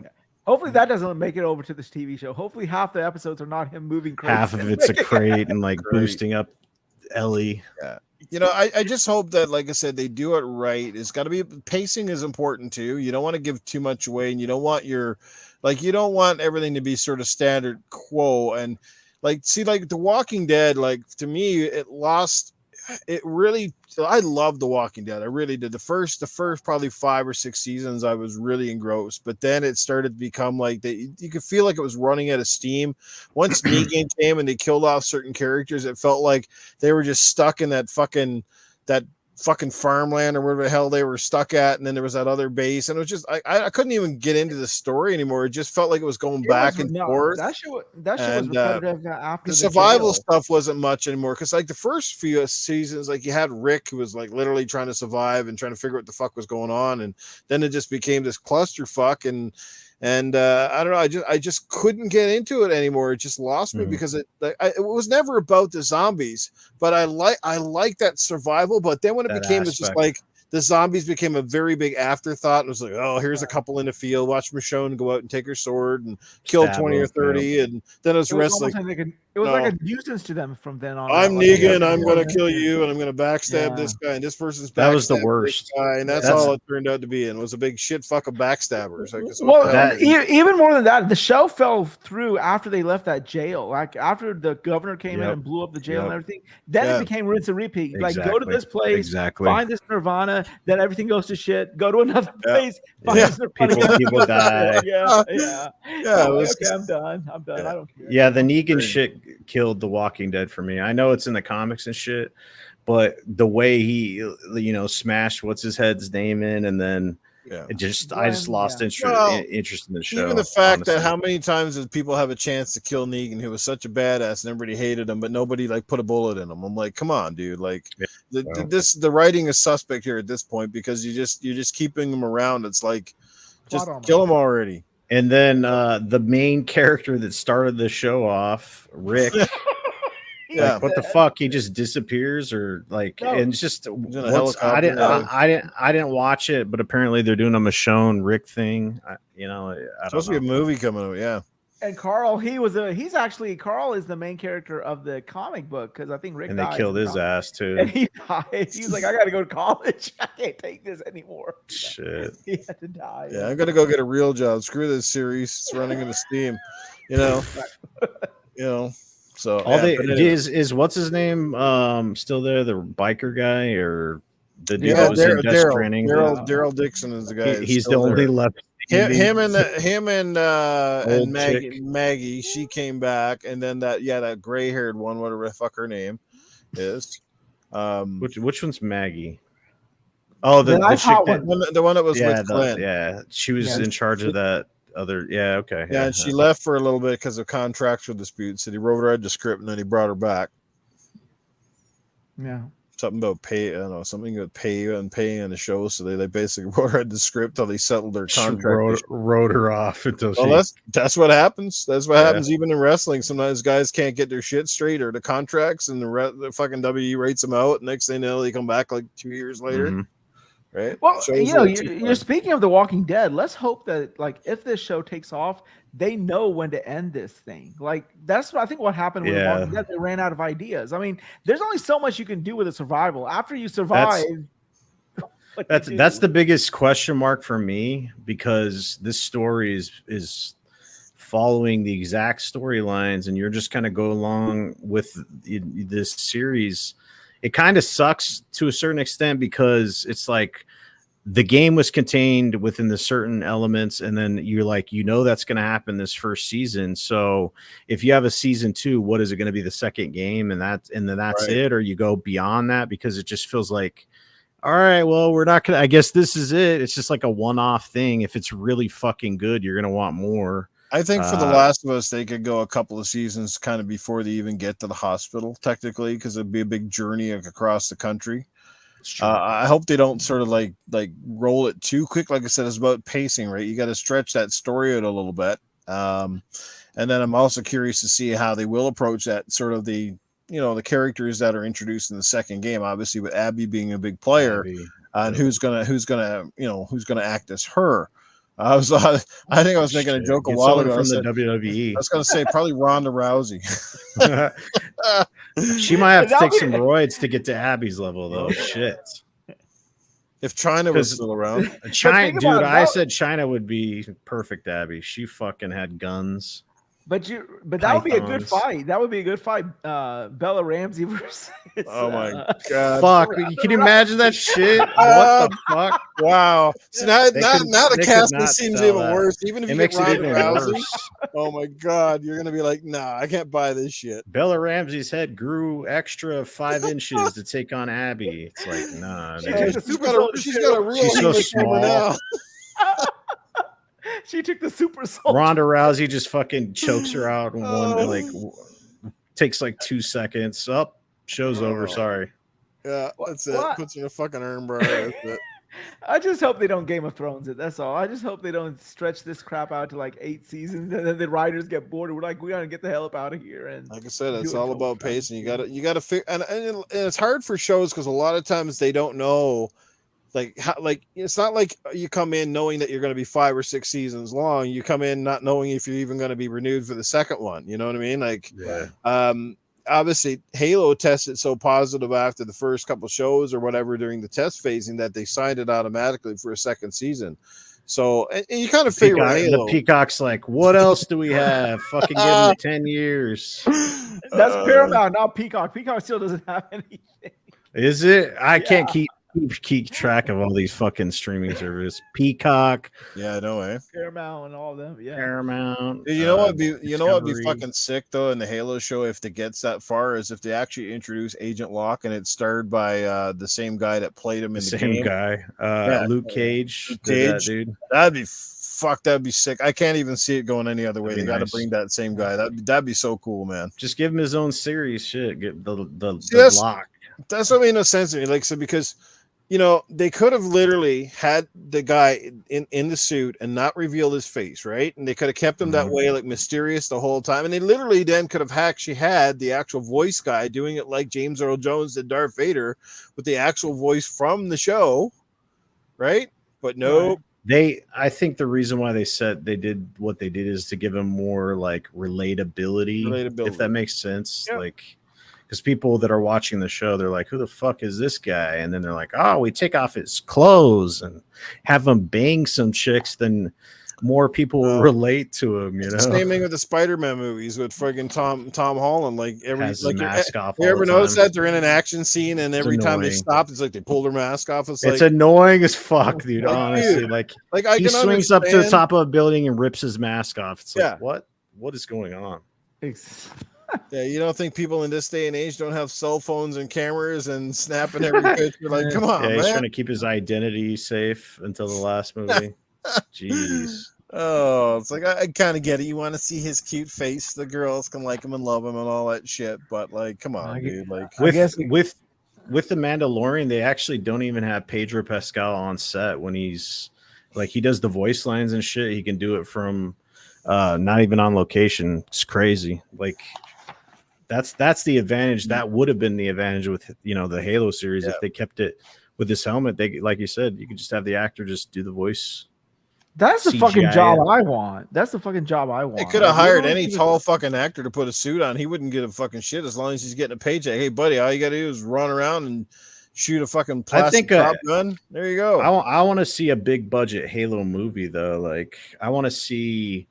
Because Spielberg has been talking about Halo, like a Halo movie for the longest time. And I get the TV show and stuff, but like, I want to see what they could do with like a good script, a fucking huge budget, and just balls to the wall, 2.5 hours, and see what you could put out on paper. I think, they could do some crazy things. Because like, that's the biggest thing with the Halo universe. It's very in depth and has lots of potential. I think that like, if it was put in the right hands, shit, you could do all kinds of stuff like spin-offs and stuff like they were trying with Locke and movies and TV shows and stuff. It's a good sci-fi property. A whole universe there. You could have a show based on ODST alone, which would be pretty cool. God knows they got the resource material to do it with. They got so many avenues that they could explore. Imagine if they did an ODST show and they brought in Nathan Fillion to reprise the role of Buck. That'd be cool. He's one of the best. He's one of the best characters from Halo, man. And it sucked to not have him in Infinite, Bro, I'm still going to stand by this till I go to my grave when it comes to casting for Uncharted. And I get everybody says, yeah, because Nathan Fillion's a little bit on the old side. But, dude, he pulled off that thing about 2 or 3 years ago, that fan made, and he pulled it off to a T. And I'm like, dude, if nothing convinced you that he isn't Nathan Drake, nothing will. And to go out, and I get it. I totally get it. You got to have the hip hop characters that are more appealing to the younger crowd. But like, see, that's where you go wrong. You're not appealing to your fans of your fucking game. You're trying to appeal to a movie crowd. And like, that's where these guys lose adaptations for me, is that they're trying to appeal to people that didn't give a shit about the game in the first place. And that drives me nuts, because I'm telling you, they should have Nathan Fillion as Nathan Drake. And you know who I think would have made a wicked Sully is the guy that fucking he played J. Jonah Jameson in Spider-Man's one. You know him? The guy from Invincible. Yeah, him. Yeah, yep. Like his voice, and you put a fucking put a cigar in his mouth. Cigar in his mouth and a full set of hair on that guy. They like a toupee or wig, because I think he's bald anyway. But like, the dude would have killed it. He would have a Sully. Like, I can just hear his voice in my head going, "Hey, Nathan," I still haven't watched that Uncharted movie because I think the Tom Holland casting is a fucking joke, dude. It's a cash grab. It's Tom Holland's popular. He plays Spider-Man. We get it. Exactly. He does Sony shit. Sony's worked with them. Right. But I saw the casting for the two, and with what's his name, Mark fucking Wahlberg. Exactly. I'm like, dude, I am out. I don't care what kind of trailers you put out. I'm not watching this shit. I don't see it. And that's one of the problems when you make such a good cutscenes in the actual game and you create these characters. Like with Sony, they're already putting movie quality cutscenes in these games, so then you see it and it's just like you have this weird detachment from the characters because you already know who Nathan Drake is. You've seen it in the video games. It's like with Kratos, like if they do the Kratos thing, which they already are doing, or with Aloy, we already seen these characters. So if you get some bullshit casting like Tom Holland, Kratos in that, because they are making a God of War show. I wonder who they're going to cast. Who have they cast? Aloy? What's up?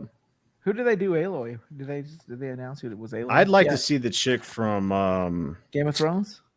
No, she was the main bad guy in the Han Solo movie.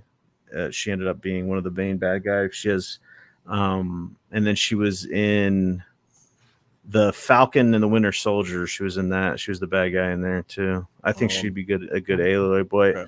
But it's like I said, it's just, I don't know. It's tough to get these characters right at casting them in movies and TV. Karen Gillan would make a great Aloy. She's the one who played in Guardians of the Galaxy. She played the blue chick. But have you seen her? She was also in that movie with The Rock. what the fuck is it called? Jungle, the one with the Rock, Jungle Cruise, not Jungle Cruise. the game one. Yeah, the game one. What the fuck are those called? Oh, Jumanji, the Jumanji Jumanji. movies. Yeah, the redhead chick in that. I think she'd have made a pretty cool Aloy too. I thought that one that would be good would have been the one in Game of Thrones, the one who actually married Jon Snow. You know, Rose Leslie. She's already a brunette and everything, and she just looked like an Aloy to me. So Well, from a looks perspective, I'll tell you who's got Kratos down to a looks, and that would be Triple H. Oh yeah. In the face. He fucking, my God, he looks. He like puts some paint on that dude, and even the body. I mean, he's still a big ass motherfucker. So, like, man, if he was in the game, but I don't know about his acting chops or credentials. We haven't seen him in a lot of movies, but it's just, my God, he definitely looks the part.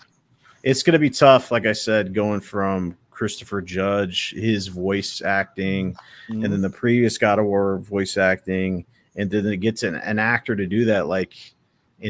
I don't know. That's why it's kind of disconnect for me. Maybe that's why, I don't know. The Last of Us, I'm excited for that TV show, and I watch The Witcher and stuff, but if they just throw out anybody in there, I'm just like, I probably won't watch it. That's what sold it with Geralt though in The Witcher is because Henry Cavill actually did a pretty good spot on like Geralt from the game. Mm-hmm. Like the way he was doing that low, gruffly but voice. He's an actual gamer too. You know that, right? Yeah. He does PC gaming, so he knows of that shit and he takes it serious. And like I said, I doubted that before.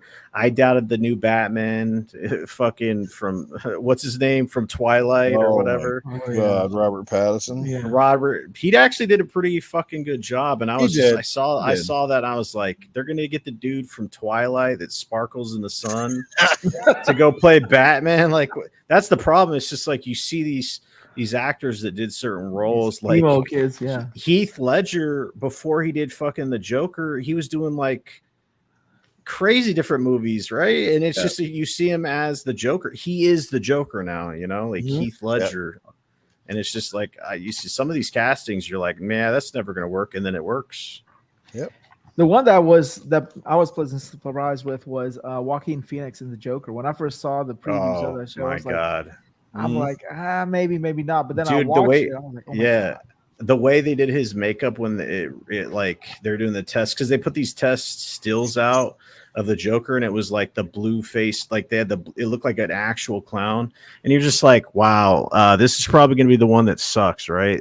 Because you look at it and you're just like, what is this shit? And then you see him, and then he makes it his own, and you're like, okay, that's the Joker. And it's like, when I first saw this shit, I thought this was a knockoff, CW special or something with his face paint. It's crazy. Yeah, no, it's crazy.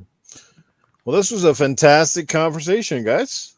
Fantastic, awesome, great insight from everybody here. Let's move the needle a little bit, and we'll get into the next topic. Unless anybody has any further thoughts on the on obviously the TV shows and the representation.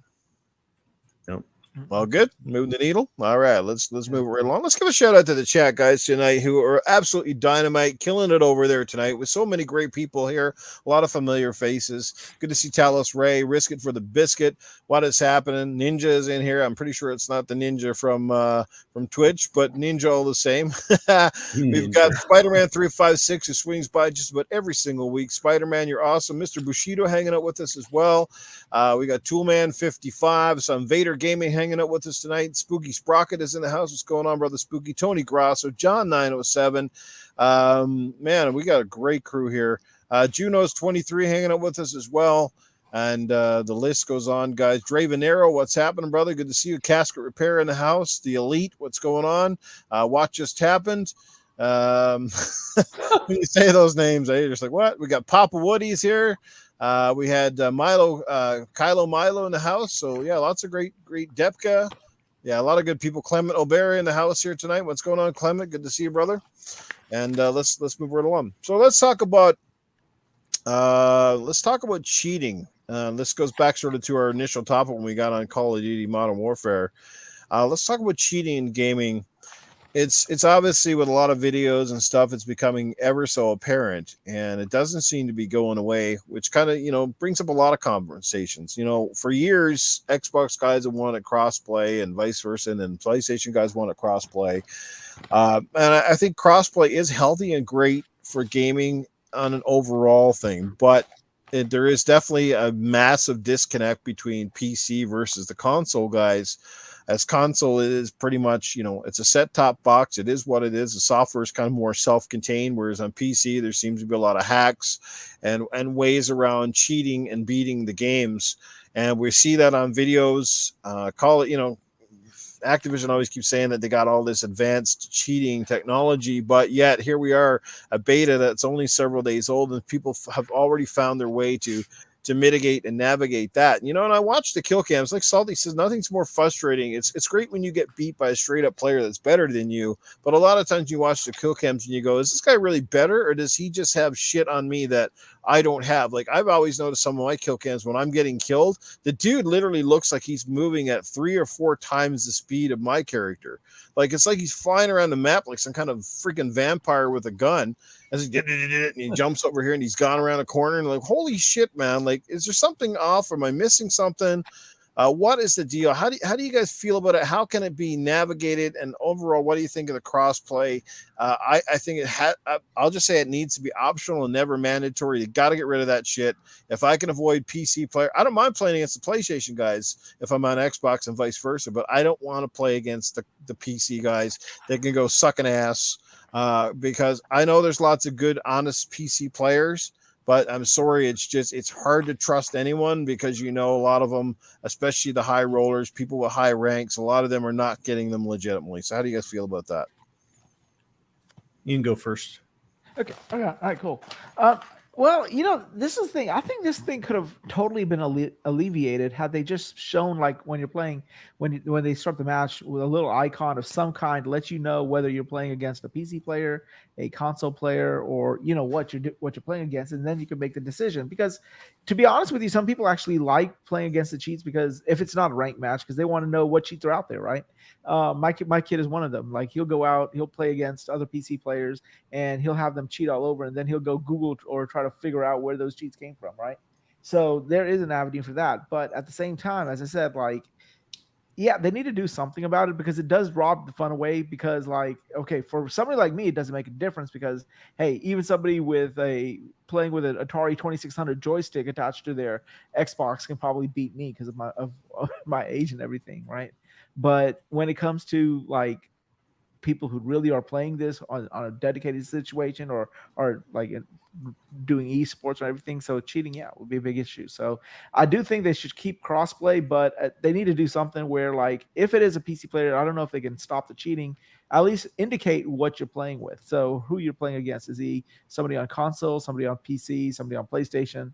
But then again, somebody might find a way to hack that and cheat that too. So God knows. But that's my thought on it. So Salty, yours. Yeah. So, I mean, my answer, you'd have to go all the way back to when this all started, really. Mm-hmm. They're doing the crossplay beginnings or whatever. It had to stem with Fortnite, and then Sony blocked it, eventually came to terms. And then we're at this situation where pretty much any multiplayer game out there, if they want to have a lively and thriving player base, they have to have not only multi-platform, but they have to have crossplay. Now, one of the biggest issues with that is when it just sucks, because we're console gamers. We're in the closed platform. We're just kind of the fossils is what I like to call us. The niche gamers, they're on console. Then you have PC, which is like a large audience, and all these companies want to tap into that. But when they do, it comes with all these cheaters, dude. I'm not going to say that there's not cheaters on console. There is, but it's a lot more difficult to do. And then you see on the PC sides all these hacks and how easy it is to install, you know, like I said, on COD, this, you know, cheaters paradise where you can put these hacks in there, and it just ruins the game. And that's what I'm saying. Like, a lot of these companies, yeah, they'll tell you in the beginning, it's an option, you can turn it on and off. But eventually, if the player base is not robust enough, guess what happens? That ability goes away. They don't give you the option, and then you're forced to play against PC players. And when that happens, that's when this cheating stuff happens, and that's when I stop playing games. And I just, like, from a retrospect, like viewing in the rear view mirror, it's just, I almost wish that crossplay was never a thing because it opens up this thing for multiplayer games where, like I said, there's numerous examples of developers or publishers that came out and said in the beginning, yeah, it's an option, it's always going to be an option, and then they change face and then it's not an option. That's the biggest issue, because I think with Warzone specifically on Xbox you couldn't turn off the crossplay. On PlayStation you had to go through these, like, it would warn you, hey, you're turning off crossplay, so you're going to get longer queue times and try to scare you into not doing it. And it's just, that's the biggest issue for me, because with these multiplayer games, not only are you trying to get the edge with elite controllers or like hair triggers or this or like the best sounding headsets, you can hear people from a mile away. Everybody's trying to get the latest edge, like your monitor with the least amount of lag and latency possible. But then you get to that realm of cheaters, and that's where it could just destroy the fun of a game, because I'm not going to play a game where I have to deal with like these little crackheaded kids that are on ADD medication where they don't even need to be on it to get and they're just crack walking around like the movement on Call of Duty. Oh shit! I just got killed by Riddlin' Rick again. Yeah, they're playing techno music and like having and just pounding Ritalin and they're pumped up on Red Bull and shit and like shooting you from across the map. You deal with those kids and then you deal with cheaters, and you're just like, well, I guess it's time to hang up the old sticks because I'm not trying to waste my time and get killed by cheaters. It's not on my top to-do list. Okay. But why not have a way of indicating who you're playing against? I've never understood that. It's because if they do that, people would literally quit the match. So if I got in a lobby and I knew immediately who I was playing against, I would quit, because it would be like, well, all these PC players are in here, so shit, it's going to be all cheaters and stuff. So that's literally they get rid of the symbols until you're squatted up on Fortnite. You could see who's playing where, but like in the actual game, if I get shot by someone, I can't tell if you're on PC or Switch or whatever. Like, you're just a player. So that's you can see what they're doing there. But Hey, fun speculation is there. What's happening, man? Good to see you in the chat, my brother. And Spider-Man 356 still hanging out with us. Toolman 55. What's going on, guys? Talus Ray still here. I see you guys. You guys are fantastic. And thanks for coming out to the show tonight. If you didn't catch it earlier, obviously Sir X-Man very tired and Cerebral Paul a little bit under the weather. But we've been having a dynamite show, the trifecta up in here. So yeah, let's keep it rolling, boys. Like I said, look, I won't keep this too long. It's just not really it's a great topic, but it's one that's, like I said, it's pretty cut and dry. I mean, cheaters suck, and cheaters are going to be around today, tomorrow, and for a long time to come. And at the end of the day, as bad as cheaters are, I guess it's like, how many people do they drive away versus how many people just don't really give a shit? You know what I mean? Like, some people take it amongst themselves to they have fun killing the cheaters or, sort of busting them or whatever, but they suck. I totally with Salty, like crossplay, honestly, sometimes you wish it never existed. It's like they keep dancing around the subject. They know it. They know it should be like console to console is great.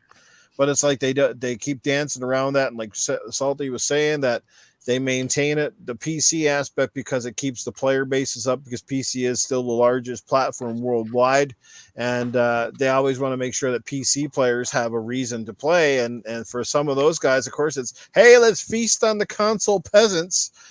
Because they're there with their, their little controllers that, have, input lags and different things. And we got our mouse, keyboard, and our cheat programs. We can do it on the fly. I don't know if you guys saw on this one that looks like where like the guys can see through the freaking map. Like, that's ridiculous. Like, they know where everybody's at in the map, the locations, and guys are shooting at you before you, and that too. Like, when you're quiet and you're crouched and a guy's coming around the building and he shoots you almost before you even like look, you're like, how the fuck does he know that I'm there? Like, I'm not making any sound. There's like no way. And he literally jumps out and is too accurate. You're like, nah, there's something's not right, man. They just can't be that freaking good. You know what I mean? Like, not everybody's a crack shot.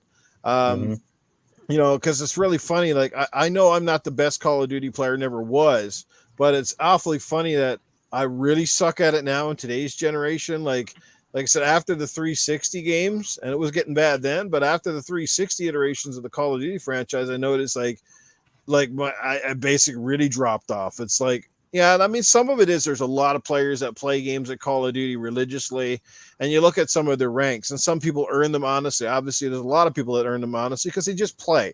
Like, if that's your jam and you spend like 8 hours a day playing that, like people play Call of Duty like others play Madden and FIFA, like that's their jam. They're not playing the God of Wars. They're not playing all these great games that we talk about on a week-to-week basis.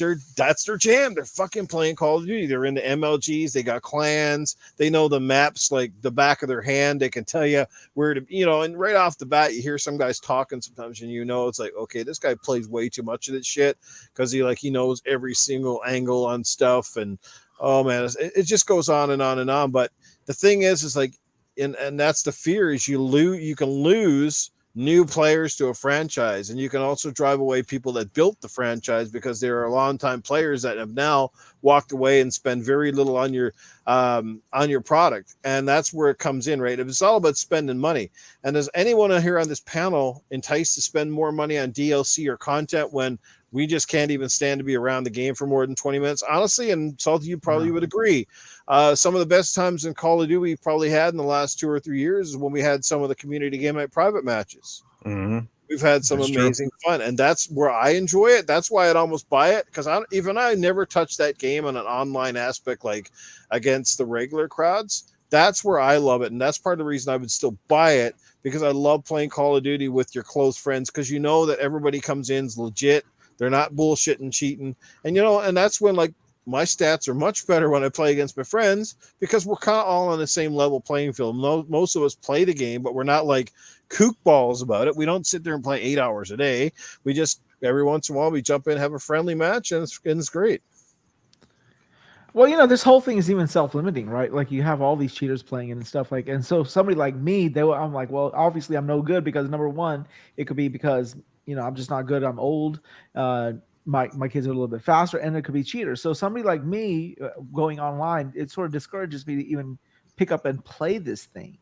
And I guess after a while, like if you get it, you lose people like this slowly and slowly, then all the other people will start leaving too. So it doesn't, they're in their best interest to fix it, but it's really hard to even fix something like this, I think, once it gets out of hand like this. Well, cheaters spend a lot of money too, right? That's the thing that they bring in.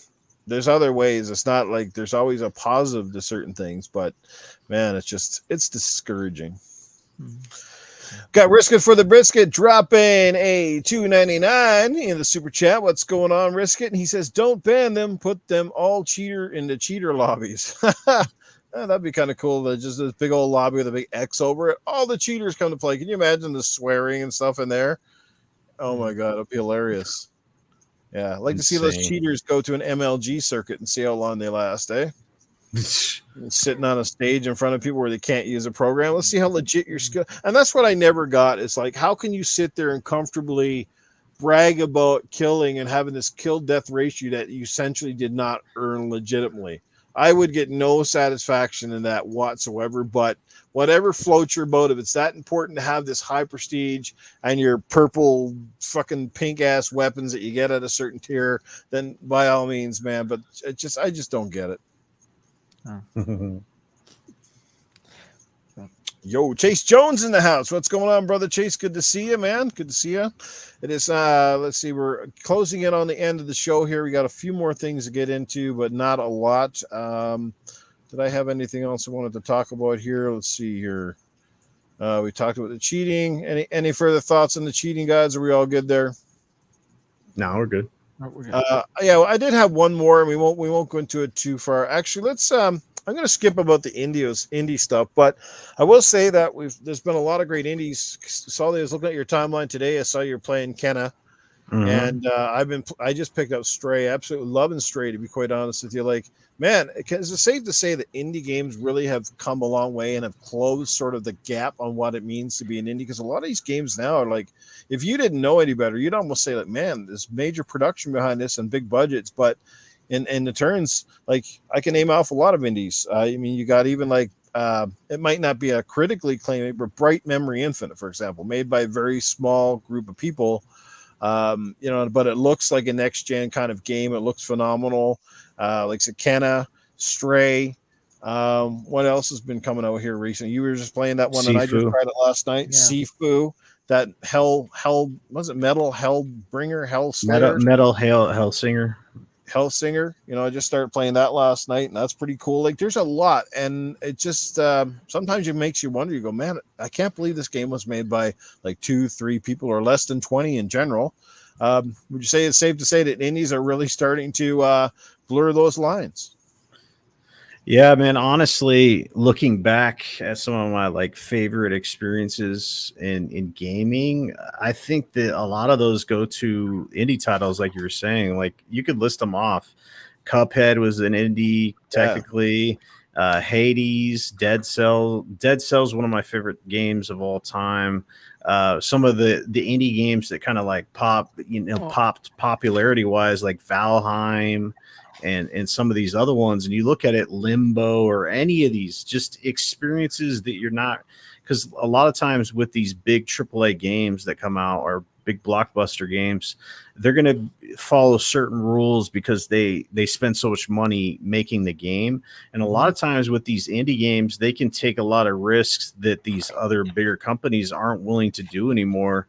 And that's why you get some of these interesting experiences. You were talking about Stray. When I saw the trailer to Stray, I was like, man, this is not for me.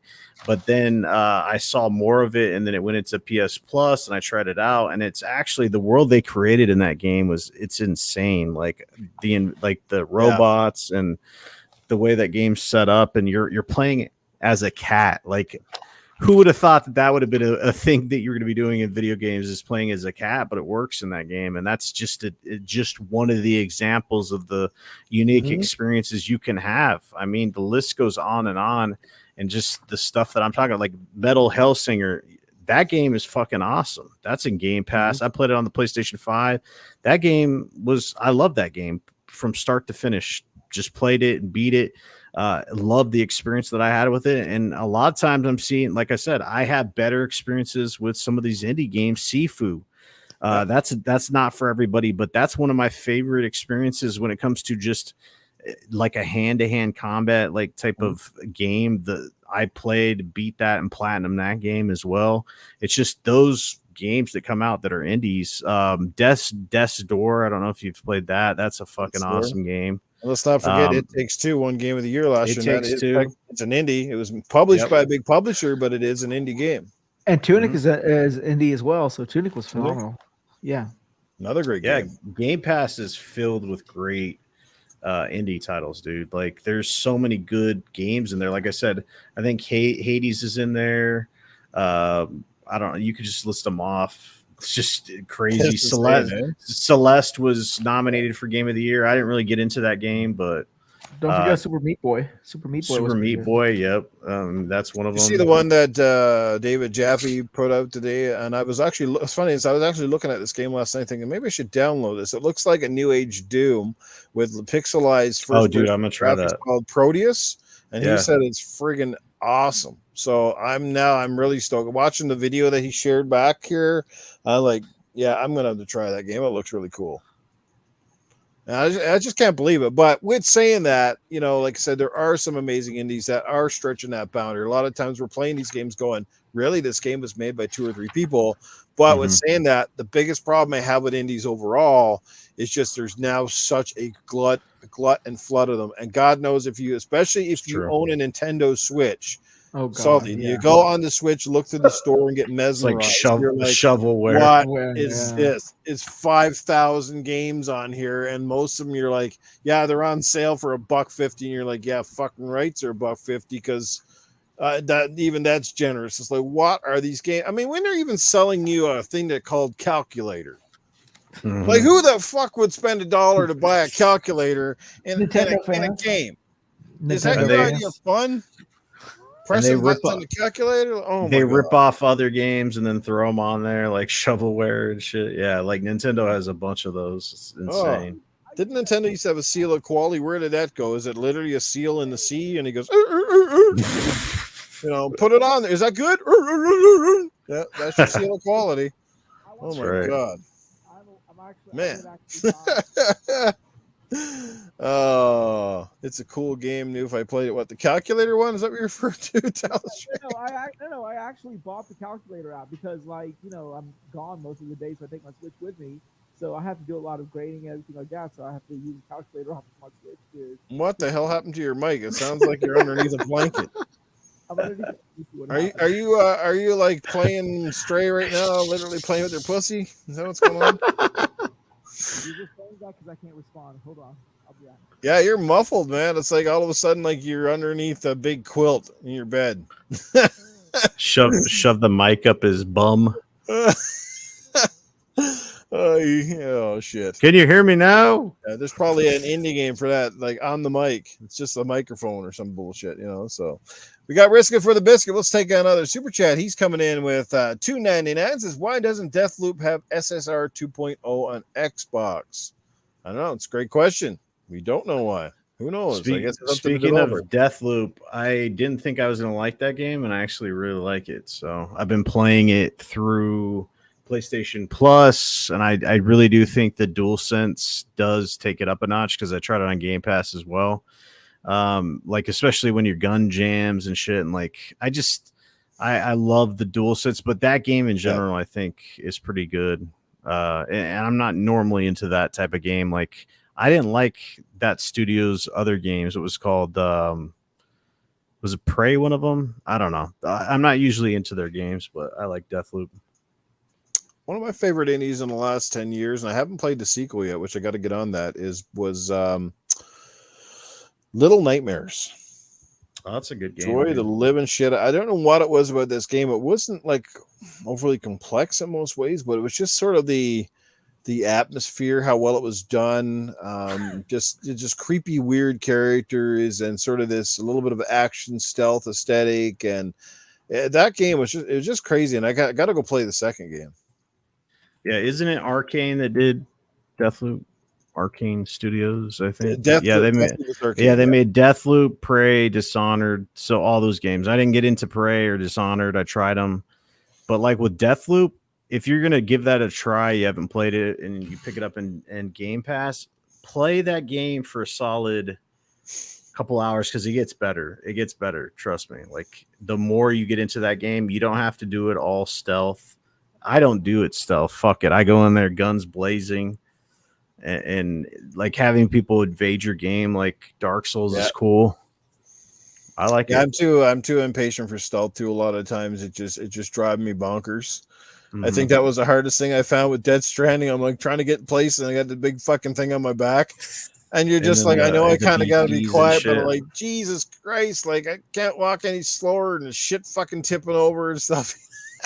Dude. It was like the game was teasing me, like, come on, you fucker, I know you hate going slow, but you kind of got to go slow, and oh my god. But they force you to in the BT zones, because if you you run, they're gonna come after you, and then you fall into that tar zone or whatever. They drag you into it. I'm watching all your fucking shit floating down streams and shit's hilarious. You're like, whoa. That game really surprised me, man. I gotta admit. That game really so I think Kojima figured out that, like, because I didn't like the idea that you had to go pacifist and shoot like rubber bullets at these dudes. If you kill them the regular way, or you kill them at all, you have to take them to a fucking furnace, or they blow up or whatever. They cause those events to happen. Because he later on in the director's cut, he added more like lethality and shit. Like the thing I hope with the second game, they just say, fuck all this. We're going to go pacifist mode and not kill people, and just put regular guns and shit in there, because the arsenal in there, you have cool guns. You have like rocket launchers, you have shotguns, you have all this shit. And I'm like, if I can't use these guns on these dudes, because if I kill them, they're going to turn into one of those zones where it blows up the map and shit. And there's the fucking things that try to pull you into the tar zone, Yeah.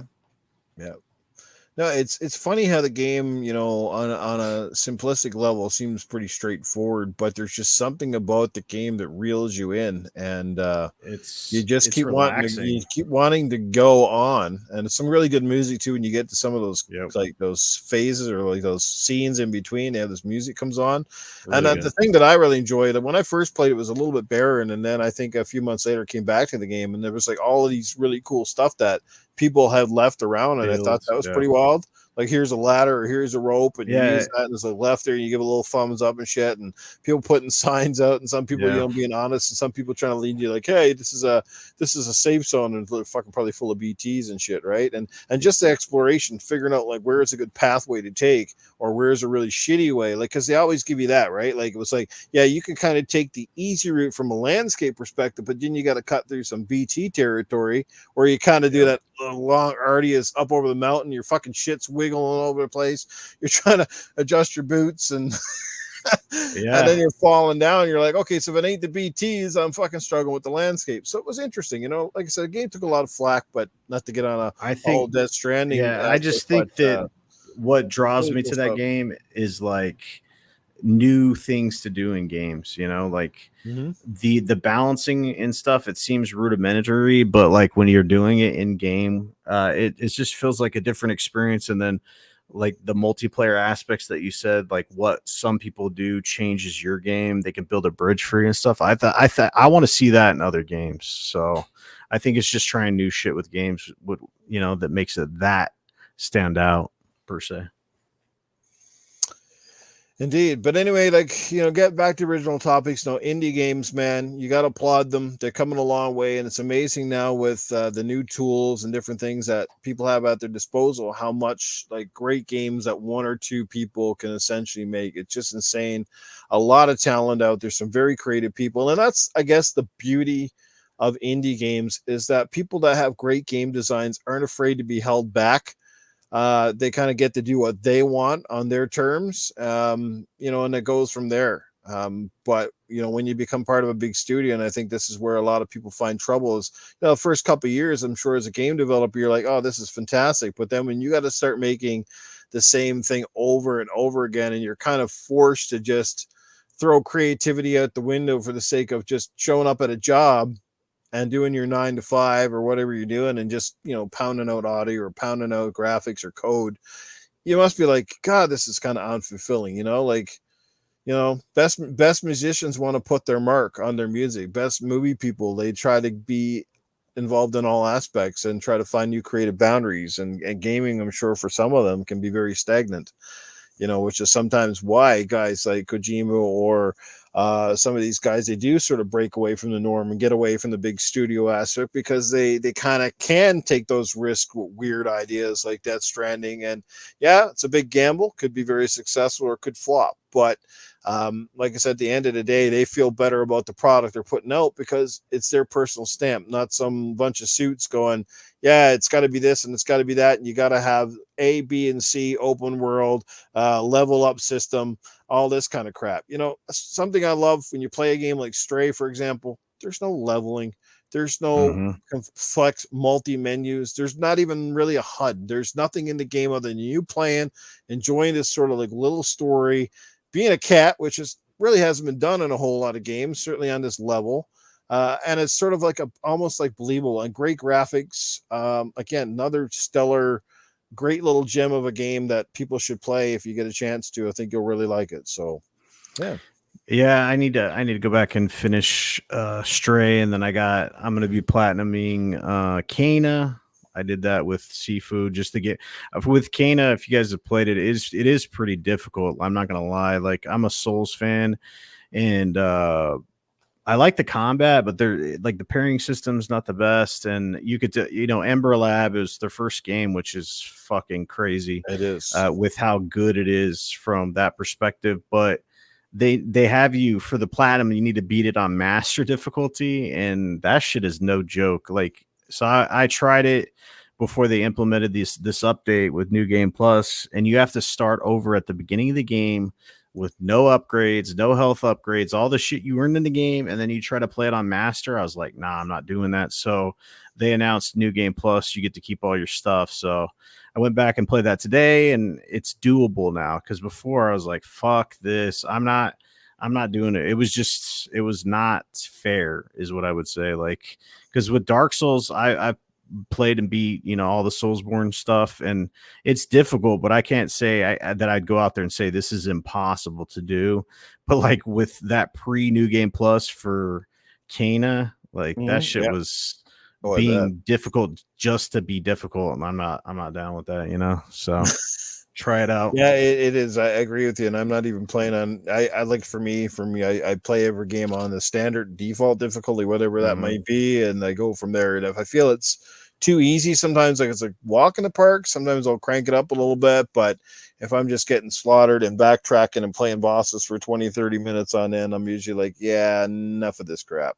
Once I start swearing, I start knowing that controllers are going flying here eventually. So I usually just, that's enough of this. You're like, yep, we're gonna turn that one off. Yeah, that's how many times I tried even playing at Lords of the Fallen, which I was told is much easier than easier than Dark Souls. And that game to me is like I might as well drove a tank around around the game. It looked good, but God, it just felt so unplayable and clunky. I'm like, I can't. That's bad. That's bad. Yeah, I need a game that has good, at least if it's going to be difficult, at least make the mechanics enjoyable, like easier to control. Like Ninja Gaiden, always difficult, but very fun to play because the mechanics were always tight. The guy was fast. I didn't have to worry about stamina every 5 seconds. You just you parried, you rolled, you moved out of the way. You learn patterns and shit like that. So that's stuff I can do. The rest of it's a little different for me. But to each their own, man. To each their own. I'm pretty sure.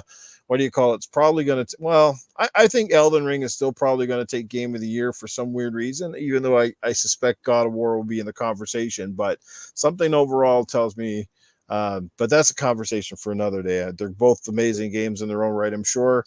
I haven't played the Elden Ring, and I don't intend to. I've gone through that enough times already to know that if it's not your jam, then don't bother, because otherwise I'm just wasting $80. Like I said, if I do, I'm picking it up on the cheap eventually when it's down like $20-$30. At least I know I can trade it in and I didn't spend a ton to get it in the first place. But I'm definitely not going to like pay $80 and play a game that I might just swear at the whole time. Although I've heard from people that they said, hey, if you're going to play a FromSoft, the Elden Ring is actually one of the better ones because of the way the progression is. There's a little more room to maneuver and take different paths as opposed to being locked in via like Bloodborne or the Dark Souls kind of stuff, Yeah, with Elden Ring, it is more approachable from the standard gamer, and I'll definitely 100% say that. But I would love to know like a stat in that game, how many people actually beat the first boss, because I think a lot of the sales from that game were generated based off of hype. So people see the trailer and then they kind of just gloss over the fact that it's made by From Software and their games are fucking hard for a lot of people. So they see this Elden Ring environment. You're riding a horse, you're doing this and that. And they're like, yeah, man, I want to buy this game. Everybody's buying this game. Then they get in there and they die a couple times and like reset their shit. And then they figure out at the core, this is still a Dark Souls game. And I swear to God, it's got to be in the millions of people that started that game and never beat the first boss. Hey, I beat the first boss. Well, I didn't beat the first boss. My little boy beat the first boss for me. So I got finally to the first boss, and my little one was like, hey, is that Elden Ring? I'm like, yeah. And he's like, it's supposed to be really hard. I'm like, yeah, it is here. And I gave him the first boss, and he's like, and he played it, and I don't know what, he did not know what the hell he was doing, but he killed the bastard. He's like, yeah, pretty easy. See? Like, okay. and natural. These kids these days, man, they can do some crazy shit. Go watch like 5-year-olds building in Fortnite will blow your mind, And here I am 100 times after 100 times, still couldn't beat the bastard. Couldn't even get a lick in, and before the guy just killed the fuck off. And I just just pissed me off. I was done with the game after that. I'm like, okay, I can't play this anymore. My I'd love to see those stats too, Salty. Like, yeah, it had incredible sales, obviously, but you kind of wonder what's the percentage of people that actually played a certain percentage of the game versus people that played 20, 30 minutes, and then that's it. The game just never got fired like up the again. returns to GameStop must have been massive because people buy it and then they're like, oh shit, this is at its core a Souls game. Because just like the comment in the chat, yeah, it's true. Like there's the open world elements where you kind of free roam, but like the castle, like closed in areas are more like a traditional Souls game, like a Bloodborne and stuff. You're within those walls and some giant knights coming at you to bend you over. There's not much you can do, you know. It's just the thing that really detracts people from playing that game is dying and losing your shit. And that's in Deathloop that happens, and then in Returnal that happens. So those are some of the games where if you're down with losing your shit, don't play Deathloop, don't play Returnal, don't play Souls games. You know. Yep, saw that too. For first when Eternal first came out, I was like, "Yeah, this game looks really cool." And then I started watching people play it, and then I started like hearing You like see them reset. I was like, "Yeah, nah, it looks cool," but I was like, "Nah, no, never mind. I'm just not at that. Like watching these fucking bullets and shit coming at you or whatever it was. Like, nah, it looks cool, but dude, that game was fucking awesome. But I know for like because I got the platinum in it. That game is unforgiving. Holy shit! Like I applaud you guys, man. You got way more patience than I do. That's all I can say. Like you guys are, you get kudos in my books because I just don't have it, man. I'm sorry, I just don't. I'm just too old and cranky and fucking whatever now to play games like that anymore. Well, yeah, with Returnal with me, I was like, after a while, after 30 minutes into, well, not even 30 minutes, like I would say 45 minutes into the game, I was like, damn, I'm doing the same fucking thing over and over again. I'm a fucking math teacher. I do that for real life. I don't want to do this in my video game time too. So I said I had to stop. I pat myself on the back when I get through like a level of Super Lucky's Tale. You know what I mean? Sure. Hey, I beat Peppa Pig. That's my crown. That's all I got to say. Now, see, with the thing with Cuphead, it is brutally tough on a different level, but that's a game that for some reason it didn't piss me off like other games because that game never feels like you're being punished because of a stamina or because of certain things. To me, it's like Cuphead. It's just it's memorization and patterns, and you learn it, and the more you play it, the better you get. I guess that is like the other games too, but I don't know, just there's something different. You don't lose your shit in Cuphead. Like you do have to start over, but. And the levels are short. Yeah. Right? And they're shorter, yeah. It's I love that game back in the day, dude. Like goddamn, that was one of my favorites. But Cuphead comes from it felt like back in the day with like Nintendo Hard, remember? Yeah.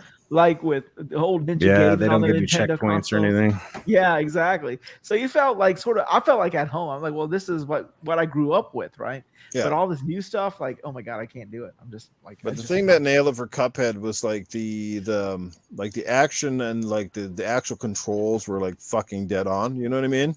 Yeah. You never felt like, oh, I'm dying because the controls are to blame or anything else. Like a lot of the old, if you look at back and you go back to the old 8-bit and 16-bit games, go back and play them now. And I bet you like 8 out of 10 times when you find the game is hard, you go, it's because the controls are actually shit. Like fucking jumping had to be super precise. Right. Characters had like really shitty like animations. They had like a 2-frame kind of a walk and a strut jump. Lag. You know, you had to be right on a certain platform at a certain point to actually make a jump. And then you make the jump, you get hit by stupid things flying through the air. Like there was just so much stuff. It was like trial and error, and you go back and push 3 lives or perhaps no continues. Start at the start of the fucking level and do it all over. It's like, oh, but like I said, when we were kids, that's all we had. We didn't know better. Like that was gaming. There was none of this save anywhere shit or fucking do whatever. That's what we knew. And if you got really lucky, you probably had a game genie and beat through some games. So.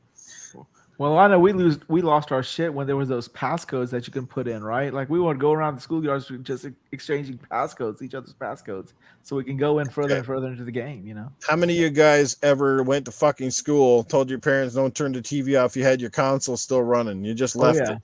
Oh, yeah. Because you didn't want to have to restart the game over. So you left it for hours and then come back and pick it up. Oh, man. You know.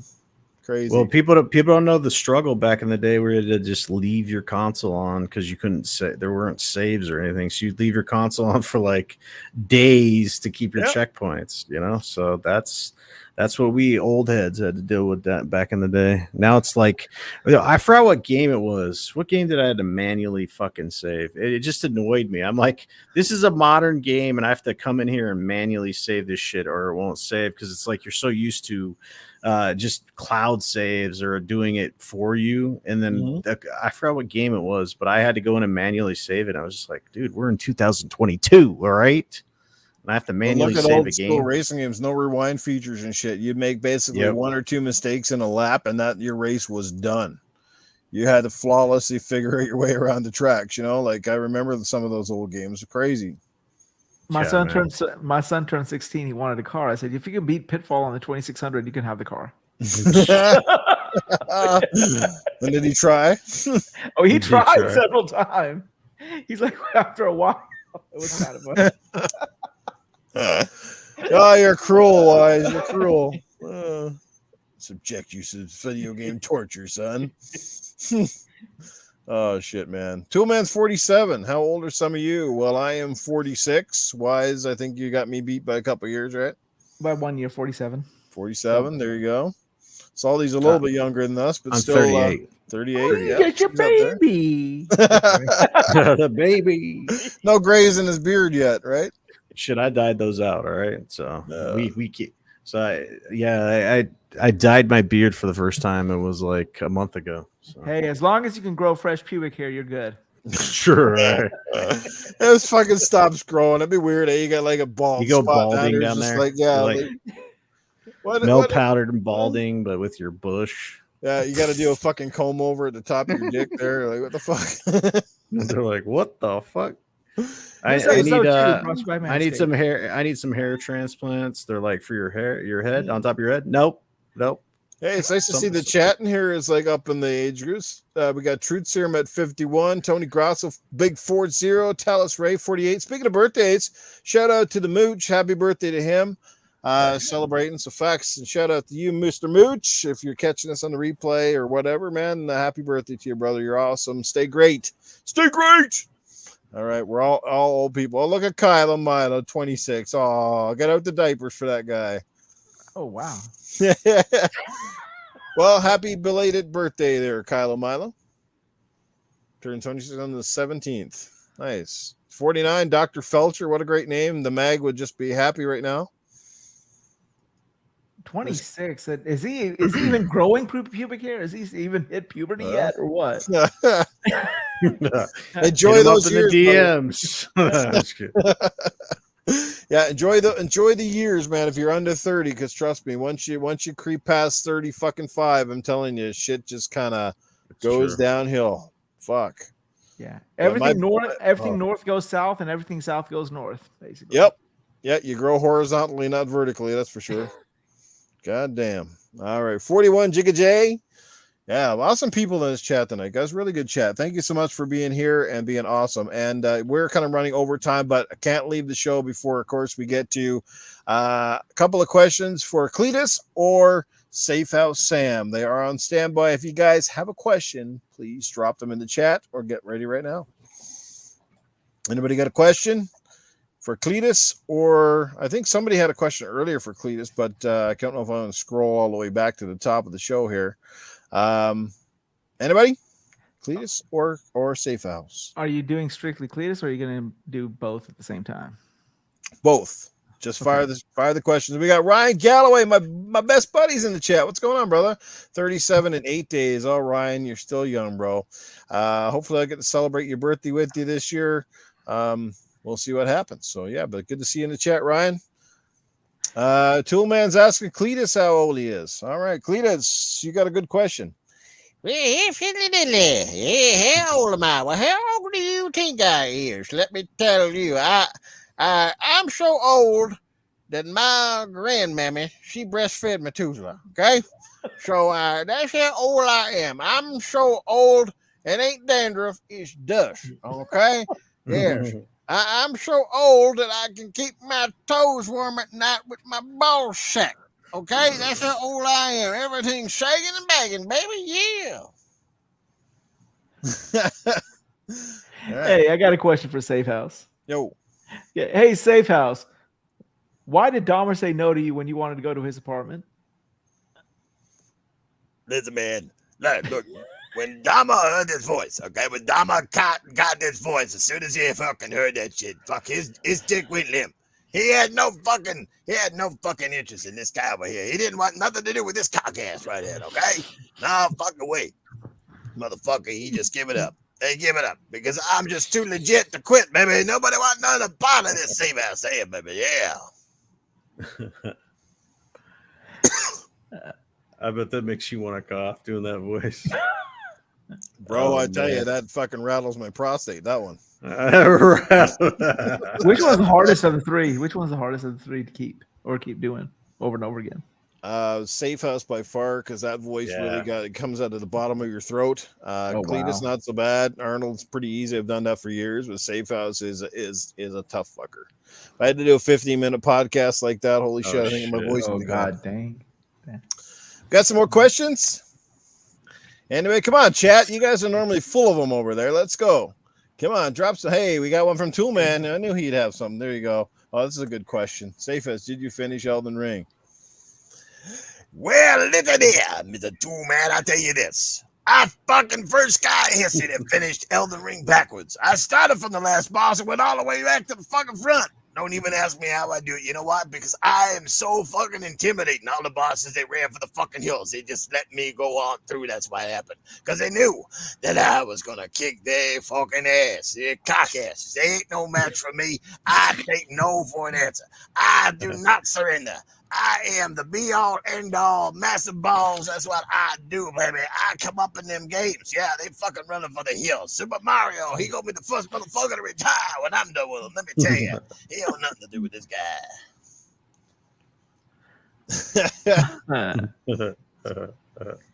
We got one from Risket. All right. Go ahead. Want me to read it? Cletus, if we went camping and you woke up with a condom up your arse, would you tell anyone? Really diddly. Of course, I tell everybody. If somebody gonna leave a souvenir in my asshole, I'm gonna brag about it. That's right. I'm gonna come out and say, "Look at this fucking wiggly jiggly condom. Look at it. It's all full of that fucking serum. What the fuck you call it? The jizz whiz. Is it the jizz whiz? Something like that? I don't know, fucking semen, salmon, whatever the fuck it is. Yes, I call it jizz whiz. That's what we do. Yeah, some girls around my house, they don't have cheese whiz. They got jizz whiz. They put that on the toast instead. That's what they do. Jizz whiz. We got one from Chase Jones. Okay, let's see here. Okay, hey Cletus, did you subscribe to Bonnie Ross's OnlyFans? Yeah, he really did. Of course, I subscribed to Bonnie. I heard that she had her first thing. You'll be doing her OnlyFans. If she's gonna do the reverse thing of Halo, she says she's gonna take off all her clothes and put the helmet on. That's what she's gonna do. She's gonna be the reverse, and you're gonna see her a-hole. Yes, indeed, her bunghole or a-hole. And honestly, you know what? Bonnie Ross, she can't even finish sex, okay? Because she will fucking delay that too, okay? She can't even have an orgasm because it's fucking delayed. 5-6 years and $250 million later, she's still a dried up old cunt. I don't know. Do you want to read Dr. Fletcher's or do you want me to read Dr. Fletcher's? Let's go. Let's see what Dr. Felcher has. Okay, Hey, Safe House Sam. The missus stabbed me in the ass while giving me a BJ last night. I was absolutely disgusted. So after I come, I didn't know what to say to her. Any ideas? Okay. Okay, let me listen here. What the fuck was that? This is stab me in the ass while giving me a BJ. How the fuck you even do that? Stab me in the ass for giving me a BJ. So she was giving, I'm trying to understand what you're saying. She's giving you the reach around while she's sucking your cock. Is that what you're fucking saying? And they're like, and you was disgusted by it. I mean, most people, they like a little fiddly diddly when you're putting a little finger in the holes. You know what I'm saying? And but after, so after I come, I didn't know what. But see, okay, it's not the main thing. You still had your jizz, okay? You still came. So I don't know what you're complaining about. You sound like you're having fun. Maybe she need to poke you in the ass a little bit more often when you're getting a BJ, because it sounds like you're having a good time over there, okay? Yes. All right. That's what I'm saying right now. Yes, you're coming to the sex educator right here. Yes. What is 2 + 2? And it's called fucking screw, baby. All right. Okay, All got right. one from Jigga J. If you want to Jigga read. J, bro, they're keeping them coming now, aren't they? Yeah, Jigga now J? they're Where's going. Jigga J? Safe House, how do you control your ass hair? You know what I call it? It's called ass s'mores. Anytime somebody has a fire at the place, I take my pants down and I fucking simmer that bitch till she's gone. Yes, and nothing like a little smoked asshole around the fire. Everybody can smell that shit. Oh man, We got one from Tulane. All right. Hey Cletus, people are going to be playing Wulong soon, but the word on the street is that you will be playing with Wulong Dong. Well, hey, fiddly diddly, absolutely. I've already been playing with my long dong. I don't need to play with the Wulong Kong Tong. Well, maybe to play the Wu-Tang Clan. I don't know, man. But let me tell you, I'm packing a pretty good pecker in here. Yes, indeedy. I'm packing a pretty good pecker. I don't even need to wear a jock when I be playing professional sports because I wrap it in a little knot. Yeah, nothing gets by there. Yes, that's what we do. Yep. I'm all about that head before we go to bed. Yeah, come on now, missus. Let's get going now. Let's do this shit. That's what I do. All right. I think we're just about ready here. Maybe one more. See here. I think we're just about done here. I think we are done here. Yeah. Alrighty. So let's wrap it up here, guys. It's been a dynamite show. Big thanks, obviously, to Arnold, Cletus, and Safe House. You guys rocked it as always. And like I said, for a bit of a short panel tonight, this show was dynamite. Let's let our esteemed guests get at it here, Mr. Saltiest Gaming Brother. Congratulations on all your success. I know you hit some milestones recently, and I hope those continue for you, man. Like a lot of people misunderstand you, Salty. Like I said, so like a lot of times you're much like me. You just have views on things. You're a very passionate gamer.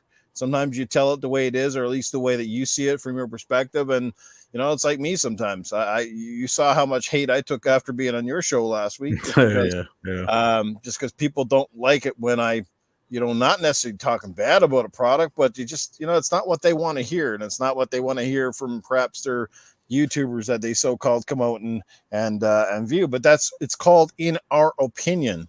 None of us are right. None of us are necessarily wrong. We just talk about the gaming topics. Okay, speak for yourself. I'm right all the time. Well, we know you are. You're right in the head, that's for sure. But no, it was great to have you here, man. Honestly, it was a fun time, and we hope that we'll have you back soon, especially when we got some great topics to jump into, and love to have you back on if you're willing to show back up. So let people know where they can find you, bro, and check out your content. Well, I'm glad they didn't cancel your show because I was on here. So for all the people that, came out and enjoyed it, this was one hell of a time, man. I was laughing my ass off for sure, dude. This was an amazing time. And it was just good topics, gamers talking about games. This is what it's all about. Just follow me on Twitter or, my YouTube and all that stuff. Thanks for having me on. Good to have you here, man. I hope you're back in the future. And of course, too, Mr. Wize Old Gamer, I'm glad you showed up. I was getting a little worried there for a while. I didn't know what panel members, but hey, me and Salty would have held down the fort regardless. But it's always glad to have you here, man. You've been a staple, and you're a lot of fun. As always, it's what makes the show great. So let people know where they can catch up with you next. I want to apologize for earlier. When you catch the wife at the right time of the month, the mic gets sort of wet, so you sort of have to deal with that situation. But it only happens once a month, so I'm good, right? For the rest of it. That's what happens. Can say because it sounded like you went under some bed sheets there for a while. Yeah. Well, you got to do what you got to do. We got to finish the fight somehow, right? So yeah. I apologize for that. But yeah, thank you for having me on. It's always a pleasure being here and finally talking with Salty. We've talked in the DMs in the past, but this is like the first time I think we've ever streamed together. So it was an honor talking with you and just, joking around with you and everything. But yeah, you can follow me on Twitter, Wize Old Gamer with a Z. You can follow me on PlayStation and Xbox with the same handle. And you can catch me here every Tuesday, and you can catch me every Friday on Doomsayers Network. So Sounds like Wize Old Gamer might be coming up with his own podcast called the Twatcast. All right. Well, thanks, guys. Chat, you guys have been dynamite. Like I said, moderators, everybody, thanks for coming out. Chase Jones, Toolman, Talus Ray, Truth Serum. Like I said, Risk It for the Biscuit, Mav, Fun Speculation's been here. Like I said, so many great people in this chat. Too many to mention. I'm not going to stay here for an hour trying to name you all out, but you all mean the world to us. Anybody that podcasts know that without you guys, like I said, this is irrelevant. So thanks for listening to us. Just chiming in, shooting shit, talking gaming, and having a good time. That's really what it's all about. Jigga J, Dr. Felcha, so on and so forth, guys. So until next week, we'll be back. Thank you again from the bottom of our hearts. We'll catch you next week, and hopefully we'll have a full panel lined up for you. And until then, have yourself a great night. Catch you soon, guys. Take care. Mhm.